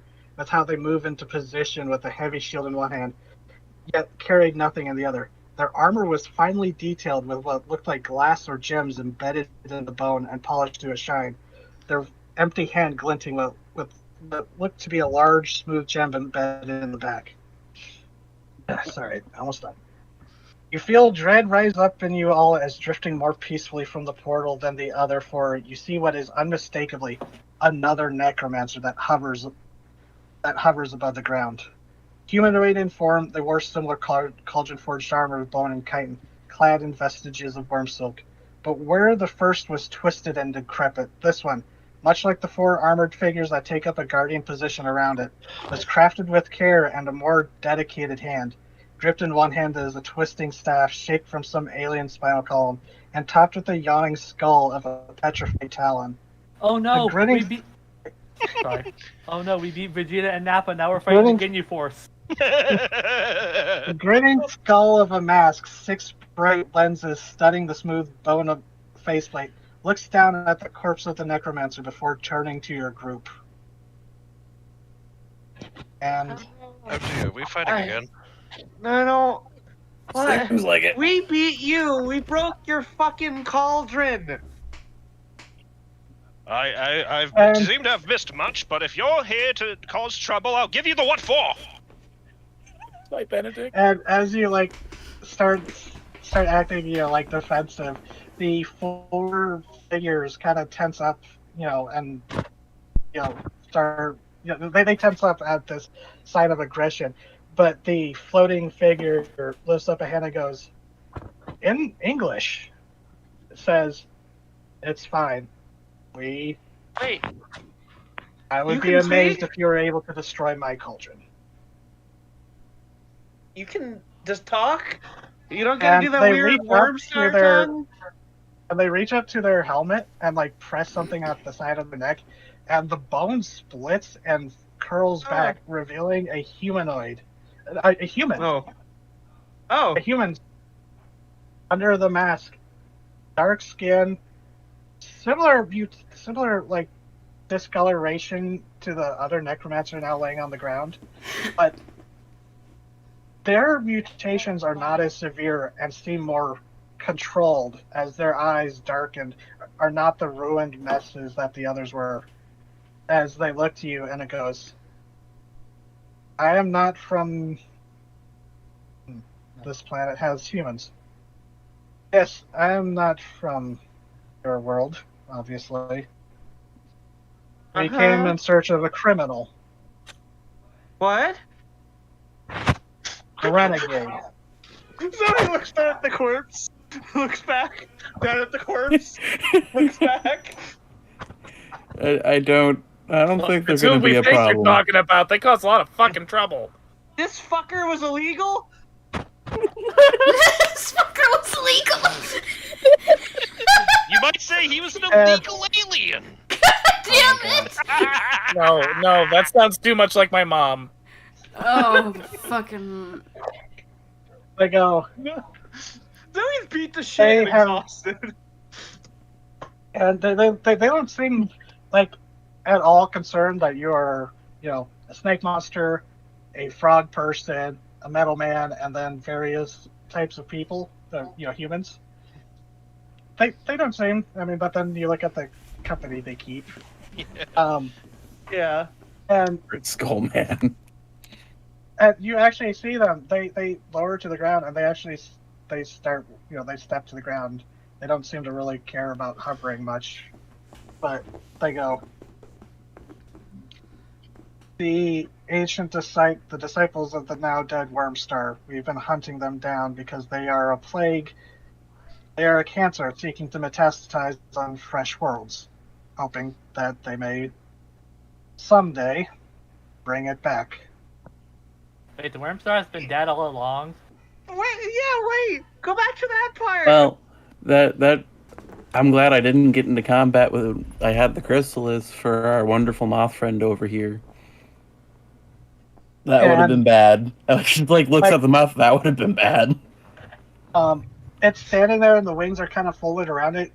It's kind of the same posture of like the mimic, the Judas mimics from Mimic, and it's just kind of standing there, just staring, unmoving, except Like for the like antenna any that are good just moth. like waving in its direction. Like any good moth. A baby. So you're only here for Chucklefuck over here, and he's gonna wave a hand to the corpse. One of my duties is to prevent contamination. Yeah, well, We were- you Kind of didn't slipped do up a little bit there, but go ahead and take this Yeah. guy. You can clean up the mess. You didn't do a good job. It just got here, Zoe, guys. Give him I a may fucking not- second. Zoe, I may have missed out on much, but maybe let's not agitate. No, this guy is a criminal of their culture. Okay, that we Zoe, had to Zoe, fight through. Zoe, just think about how often have there been guys doing bad shit here that we haven't stopped until they've killed a few people or several people. I mean, Wonder if this isn't Sandy got a lot of people. dudes. Sandy got a lot of dudes. Is all I'm saying. They This is probably really a few didn't people. notice, to be fair. Yeah, Like, it's you know, not our job. We do it because it's right, but it's not our job to do it. It- Yours, Technically, maybe. technically it is, because we're all employed by the Wax Museum. look, you know what? Sometimes when you're working for a pizza delivery, you've run into a traffic jam and the pizza's late. Is that your fault? No. Even if the person and the other person gives you shit for it, that's not fair. Also, how backwater do you think this planet is? Wait a minute. Like, how, Go back a moment. We're getting paid. Yeah. Yeah, you keep Suki's gonna look to the human necromancer fellow and be like, "So how backwater is our planet?" Out of curiosity. And he like looks around, goes, "Oh," and then he like does like hit start. He's like, "Oh, geez, that is a big tree." And he doesn't say "geez" because that would make sense. He's like, "Oh, that is quite large." Yeah. And then kind of like looks back and he goes, "Have your people reached beyond your atmosphere?" we we're- landed we're- On I mean, other planets? barely. Ah, just to the barely. nearest, just to the nearest planet, Mars. although dimensional stuff is a little Wait, bit is more. that canon? Sent probes to Mars or sent people to Mars? Look, we live in the bad timeline. We've only sent. We live in the bad timeline. We've only gotten probes to Mars. I'm saying we live in the good timeline with Suki's, or this timeline. Why not have a man on Mars? I don't know if I want to canonize that or not. I'm gonna think on that. For now, I'm thinking Suki's just crazy, but I'm gonna think on that. I don't know if I want to touch that yet. Wait, God, is the Martian not fictional? It's a fucking autobiography. We actually stranded Matt Damon on Mars. He's been stuck there for 10 years. He can't make movies. He's still alive somehow, despite all of our efforts. Jesus. I mean, Shia Okay, LaBeouf is a now canonical. that's canon. All right, I've decided. Now that's canon. We criticized Shia LaBeouf being a cannibal, so why not? Okay. Straight Matt So Damon yes, on we Mars. did As an reach Mars. argument- Our species has reached Mars in this universe solely to trap Matt Damon there. And Accepted. Yes, this we've been to Mars. bickering was going on. They just kind of like patiently waiting, and the other like soldiers, they just kind of like they're not at ease, but they do seem to like relax a bit and just kind of like exchange glances at each other or with each other. One adventuring party meets another one. Basically, you're really not wrong. Now the human goes, I don't mean to interject. I apologize that it took so long. There were unforeseen, extenuating circumstances on our end. I'm sorry. It's been kind of a couple of rough fucking time. All right. I understand. So, I think honestly it would be best if you just took what you needed and went, so we could just sort of process some things. Because I think there's just going to be a lot of emotional lashing out. Yes, we are just here to clean up after them, make sure there is no more contamination. Yep, They kind of trail off as they look over at Kaiko, and they're like, "Oh, so they've been here." Wait, Yeah. Are you gonna take the leftover talons and stuff? Kaiko, you feel this like simmering animosity that for this thing, for these people, because it's just like, once again, meeting the people this thing was partially, not fully, but partially designed to help fight against. There's undead right there, and you're not letting me eat them. You're a cruel and unjust mother, and I'm gonna scream. Actually, you would be able to tell, thanks to the flame, none of these people are dead, or undead. These are all 5 alive people. They're just goth as shit. Yeah. And the human necromancer looks to the other human and goes, Send out the call. We'll try to call if the Wait. player's playing. Hold on. You're taking the leftover talons and stuff, right? I assume you don't want them running rampant and wild. No, and no, no. I feral know. No, through your- yeah, no. We don't. But there's one. There's one that we helped. You know, He was. I know that we adopt pets a lot. No, I'm not But maybe- saying that. Like, Maybe it's better if he goes of his own kind. yeah, no, that's not what Tell I'm me saying. more I about just this one. he They was were attacked able to by. resist the I'm influence of the sun. sort of connected to God, and I Well, yeah, had but even- God rewrite your Talon so Well, that he- he's nice now. Even before that, Julie, he was nice to me. He didn't launch into an attack at me. The other Talons attacked him. Were they compromised in any way? Faulty found him- construction. We found him hurt. That's all we really got.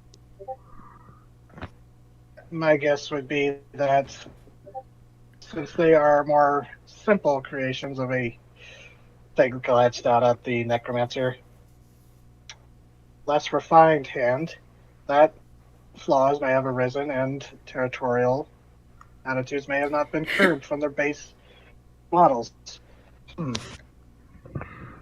Huh? So, They got in a bitch fight. it's not unheard of. Yeah, it's not unheard of for reconstructed when they are not controlled by a dominating will to develop their own quirks and personalities. Some considered flaws, such as their faction back in the older model. Ours, quite fascinating. So this guy was just really bad at this? No. But he wasn't as outdated. domineering a presence as he thought he was. I would say outdated. Oh. He did not have our resources. He does not have our resources. So basically, a fucking terrorist working out of his garage. And then Okay. an independent, yes. The Oh god, we just dealt with fucking reconstructed Timothy LaVey. Oh. We have done the universe a favor. so it goes. We will send out a call, and they gesture to the device that's all like floating by the portal. You don't know if it's maintaining it, because we will send out a call for reconstructed. They will return, and depending on it, the case, I will consider. Where did their cauldron? You said there was a cauldron. Oh, we broke Not it. anymore. I would like to see it though. They are menaces, even when broken. Oh. You want to say menaces? You would say they are dangerous even when destroyed. Okay. And if you point it out, you'll be like, Yeah. okay. And he's like, all right, let me handle this. And he motions to the floating device again. He goes, think. Short range teleport, please. And it gives a chime, and shooting out from the portal, almost telekinetically held, it seems, is another sequence of bones that form a ring above you all, and then just kind of like the Stargate mini ports, they just come down, and then a second later, it feels like your stomachs are about to come up. You know, whatever you've eaten feels like it's about to come up as you're suddenly teleported back towards the crater. Oh, I'm gonna roll a tough for Zoe. Hold on. All that jerky. And also all right. the largest of the Oh, right, that's right. soldiers I've been picked up negative and tough. the head necromancer. Is 7 a failure? I would say that's a partial success. Partial success. That's a So partial Zoe success. Zoe starts heaving a little bit. A little sick in the mouth, but keeps it down. Yeah. You got a little salsa back there. It's like, Oh, okay. God. Benedica like lightly claps her. It's like, are you okay, Zoe? You appear to be a little, pardon the pun, green. That teleport wasn't great. And it's been kind of a rough couple of days without you, Benedict. Oh dear. And the I- necromancer goes, apologies about that. That can be disorienting for those not used to it. I think maybe now is the time for us to go out for some frosty chocolate milkshakes. Yeah, that'd be And- pretty great, actually. I agree. The portal with the think tank, if that's apparently what they called the device, the original portal is still there, but it seems to expand as the necromancer looks around and sees some of the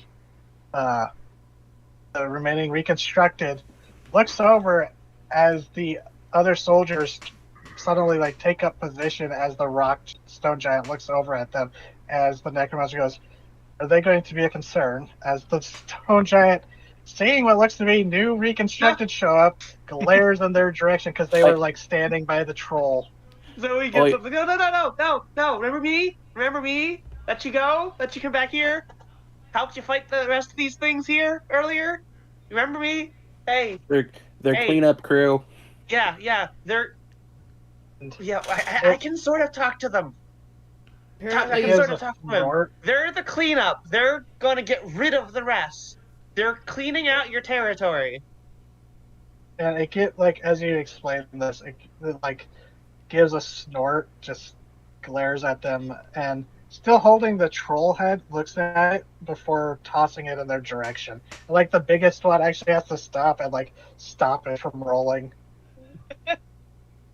And the thing and the giant, it says, since you can understand it, Zoe and Kaiko, you communicated with it before. It says, "Debt paid. I never want to see any of you again." And Oh, fuck. turns and starts marching back into the forest. Hey, this was your own fucking problem to deal with, man. I could just imagine because we're in the crater, he just walks into the fucking crater wall. Yeah. He's, Disappear. he probably could. There Just goes follow the back. raddest ape I've ever seen in my life.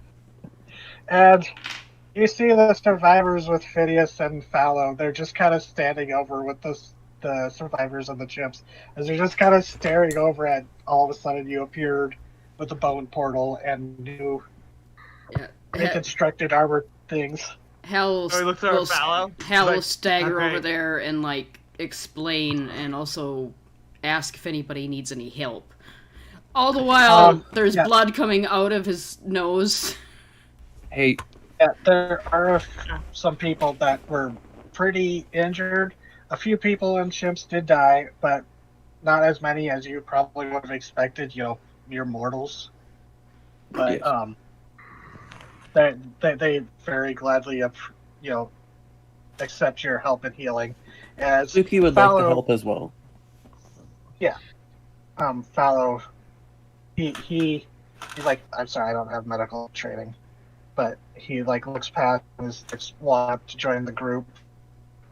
So then like just mumbles to herself. Great, that's another thing I gotta deal with later. Benedict thinks about it. It's like, so we put a man on Mars. Well, I have met a wizard from the moon. Suppose What? It's not too outrageous. Yeah, the I'm tiger sorry, what? bouncers. Remember I was telling you? The cheese. The cheese divinity. Yeah, we I forgot. Ben Affleck was really pissed at Matt Damon after the breakup, so he pulled some strings and got Matt Damon aboard the Mars mission, and they just left him there. He's Wow. Your accent is a sound for sore ears. I mean, it Aw. turns out in space that's not a crime, so Still, that in feels a space. little. There are no crimes. Still, that feels Everything's a little. legal. Feels a little messed up, as the kids say. well, he's still alive apparently. And, the Curiosity rover keeps finding him alive when it goes down to burn down his garden. As you've been, God, as you've been talking, like you see that some of the soldiers spread out, and the necromancer's talking to them. This time, speaking in a different language, completely alien. Not the Wormstars language, not English, just alien. Right. They start Space going cops. around. They like inspect they like look at the patrol, the charred stumps of the choirs, and the now rusted heap of just of metal and rust that is now the cauldron in this nest of the meteor. And the think tank, the necromancer goes up to it, places their hand, and closes their eyes. And very similar to what the dirge crystal had rung out, there is another call, but this one is not as harsh, thankfully. And where you'd seen like some gargoyles in the nearby trees just kind of observing, and like you start seeing talons and stingers start emerging from the trees cautiously as they start approaching the crater.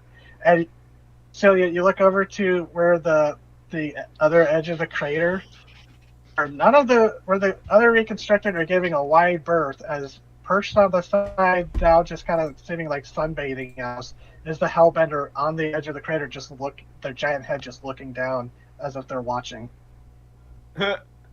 I'm glad he made it through. And you actually see that the wounds that they had taken, even in the battle from the spikes that you freed them from, are gone. This thing seems to heal very rapidly. But, Yeah, we all do. You do. Oh, I meant water monsters. Oh. and Cool. Paolo walks up to, who would he walk up to? I guess he'd go over to Kaiko and say like, Oh. and just kind of like nod to the newly arrived. It's like friendly. Yeah. Well, apparently what we dealt with was their equivalent Timothy McVeigh, so... We're gonna take care of it. Oh. Criminal. But, you know, if you ever need a place to stay, I think our home's open to you. Or... Or would David Koresh make more sense? Oh well. Wait, who's Julie saying that to? Yeah, who did Julie just say that to? It's Paolo, not Phineas. Well, I thought we were talking to the Talon. No, Oh No. no, the talent has not arrived yet. Oh, okay. we're talking Sorry, to Isaac Light. Oh, you. Yeah, you can go fuck off. Isaac. Fuck Julie.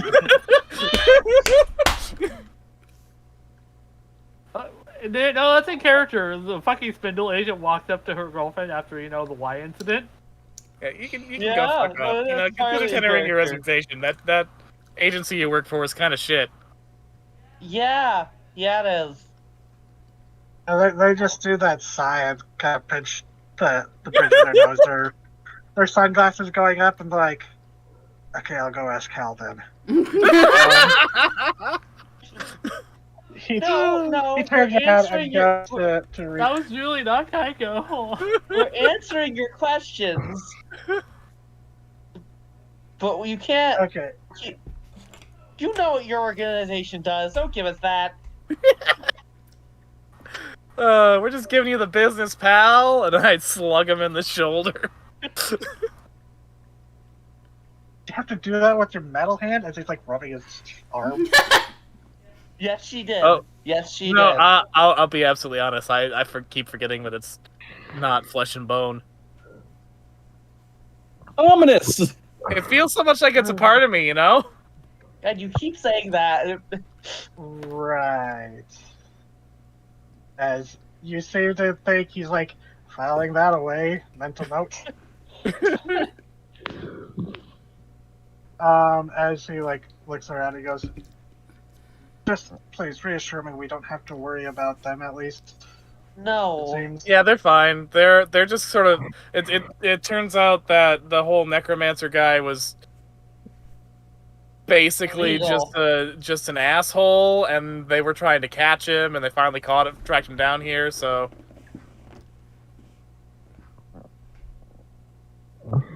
Yeah, As you're he's illegal. Basically, think of them as like space Interpol. as you're doing this, Benedict, are you with the group talking? Yeah, he's very whelmed at the moment by he's a tiny little man in a ginormous crater, and there's a lot of dead things and people, Go and ahead. everything is so he's whelmed. Yeah, Suki and Hal, if you want to roll for healing, go ahead. Okay. Oh, I rolled a 12. Oh, nice. Nice. Yeah. So you're between Hal and Suki, you're able to, stop the major bleeding and, patch the major burns. But as you're talking wanna to know- Hallow, Well, Phineas is also there. Zoe's damage is not in red. She's been punched by a lot of shit. Her like chitin is all cracked and shit. And like he actually the general like trots up because he wasn't taking off flights. Trots up, he's like, meow, and he's like starts rubbing up against you, trying to be like, oh, Zoe picks him up and fucking buries her face into his fur. Oh yeah, but as the group is talking, you hear the necromancer once again in a language in English. He goes, "Oh, what is this? This is delightful.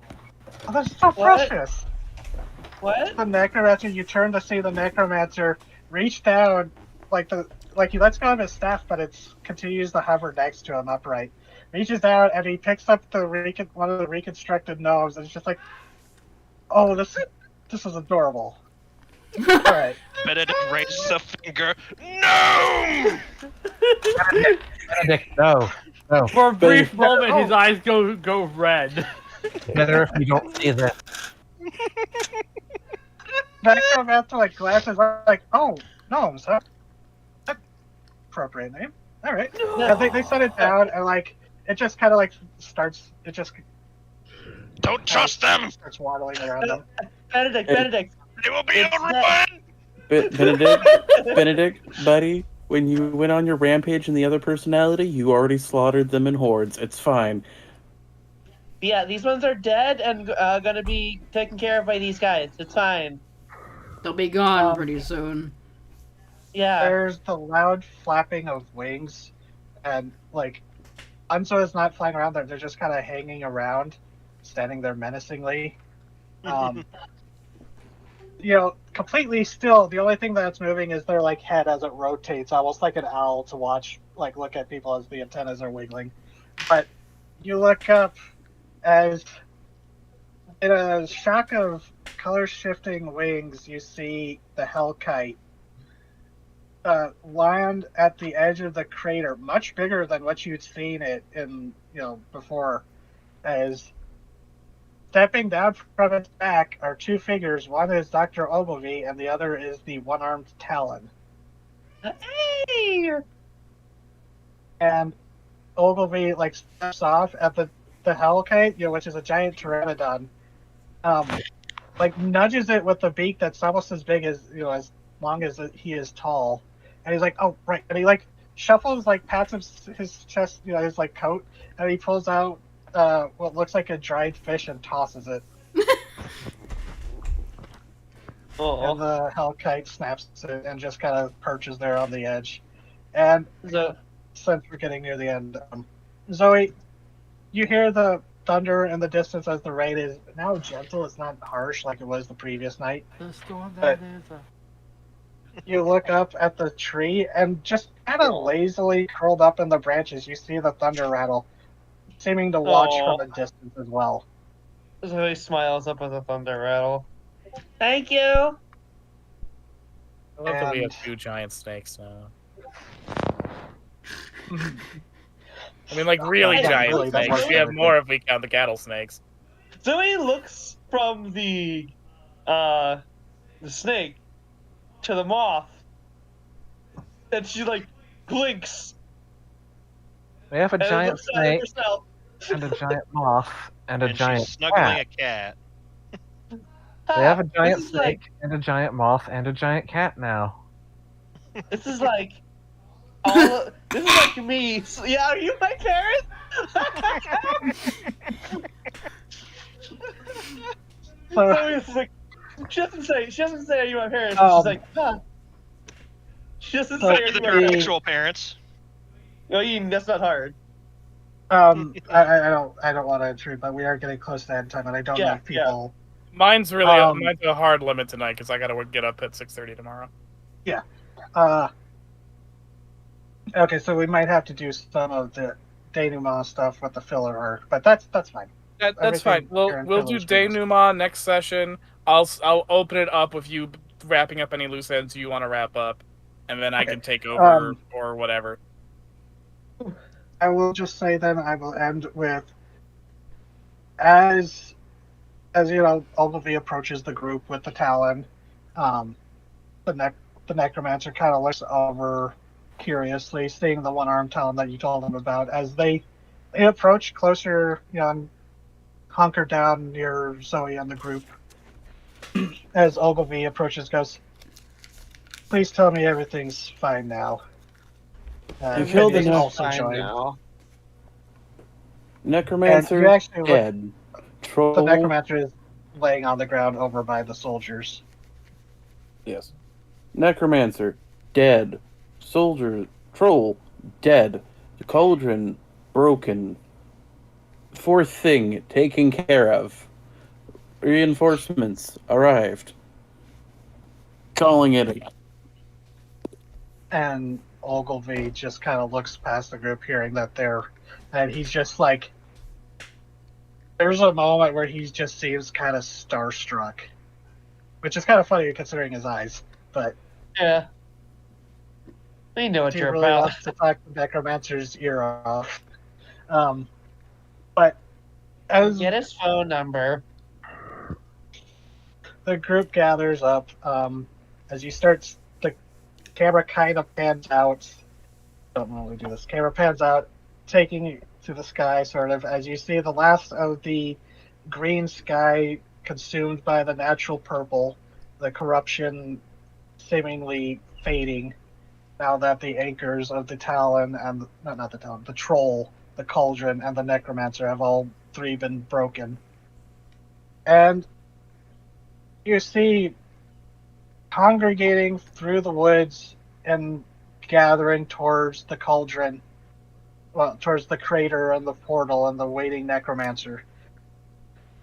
The camera shifts towards the sky, and hidden among the purple clouds in the sky, far above the earth, there's a familiar ship that looms over it, and there's the minds controlling it, satisfied that their test went off without a hitch, and that they would not have to sterilize this valuable testing ground, decide that it is time to just continue observations. Oh. As Kaiko, your flame is filled with a sense of contentment of a job well done and a test. Wait a minute. This is still in the Greater Melody area. They can't do that shit.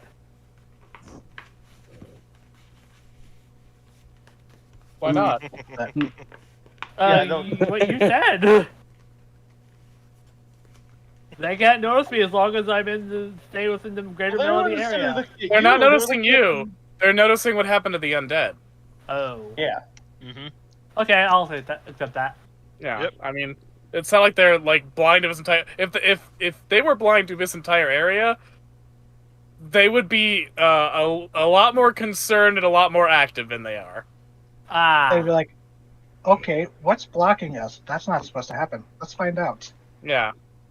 It's like, oh, it's a good thing the single thing in the petri dish, the thing that got in the petri dish didn't eat everything else. Especially given that Kaiko is not the only pie they have a hand in here. Anyway, wonderful sequel hook. It is 11. I have to wake up super early tomorrow. So good night, everybody. Good night. Playing. Wonderful Night. session. I look forward to the denouement when we can get to it. Alright, bye-bye. Yay! Thank you all for playing. Thank you It for was fun. DMing. It was That good. was a fantastic Go get guest Lily. work.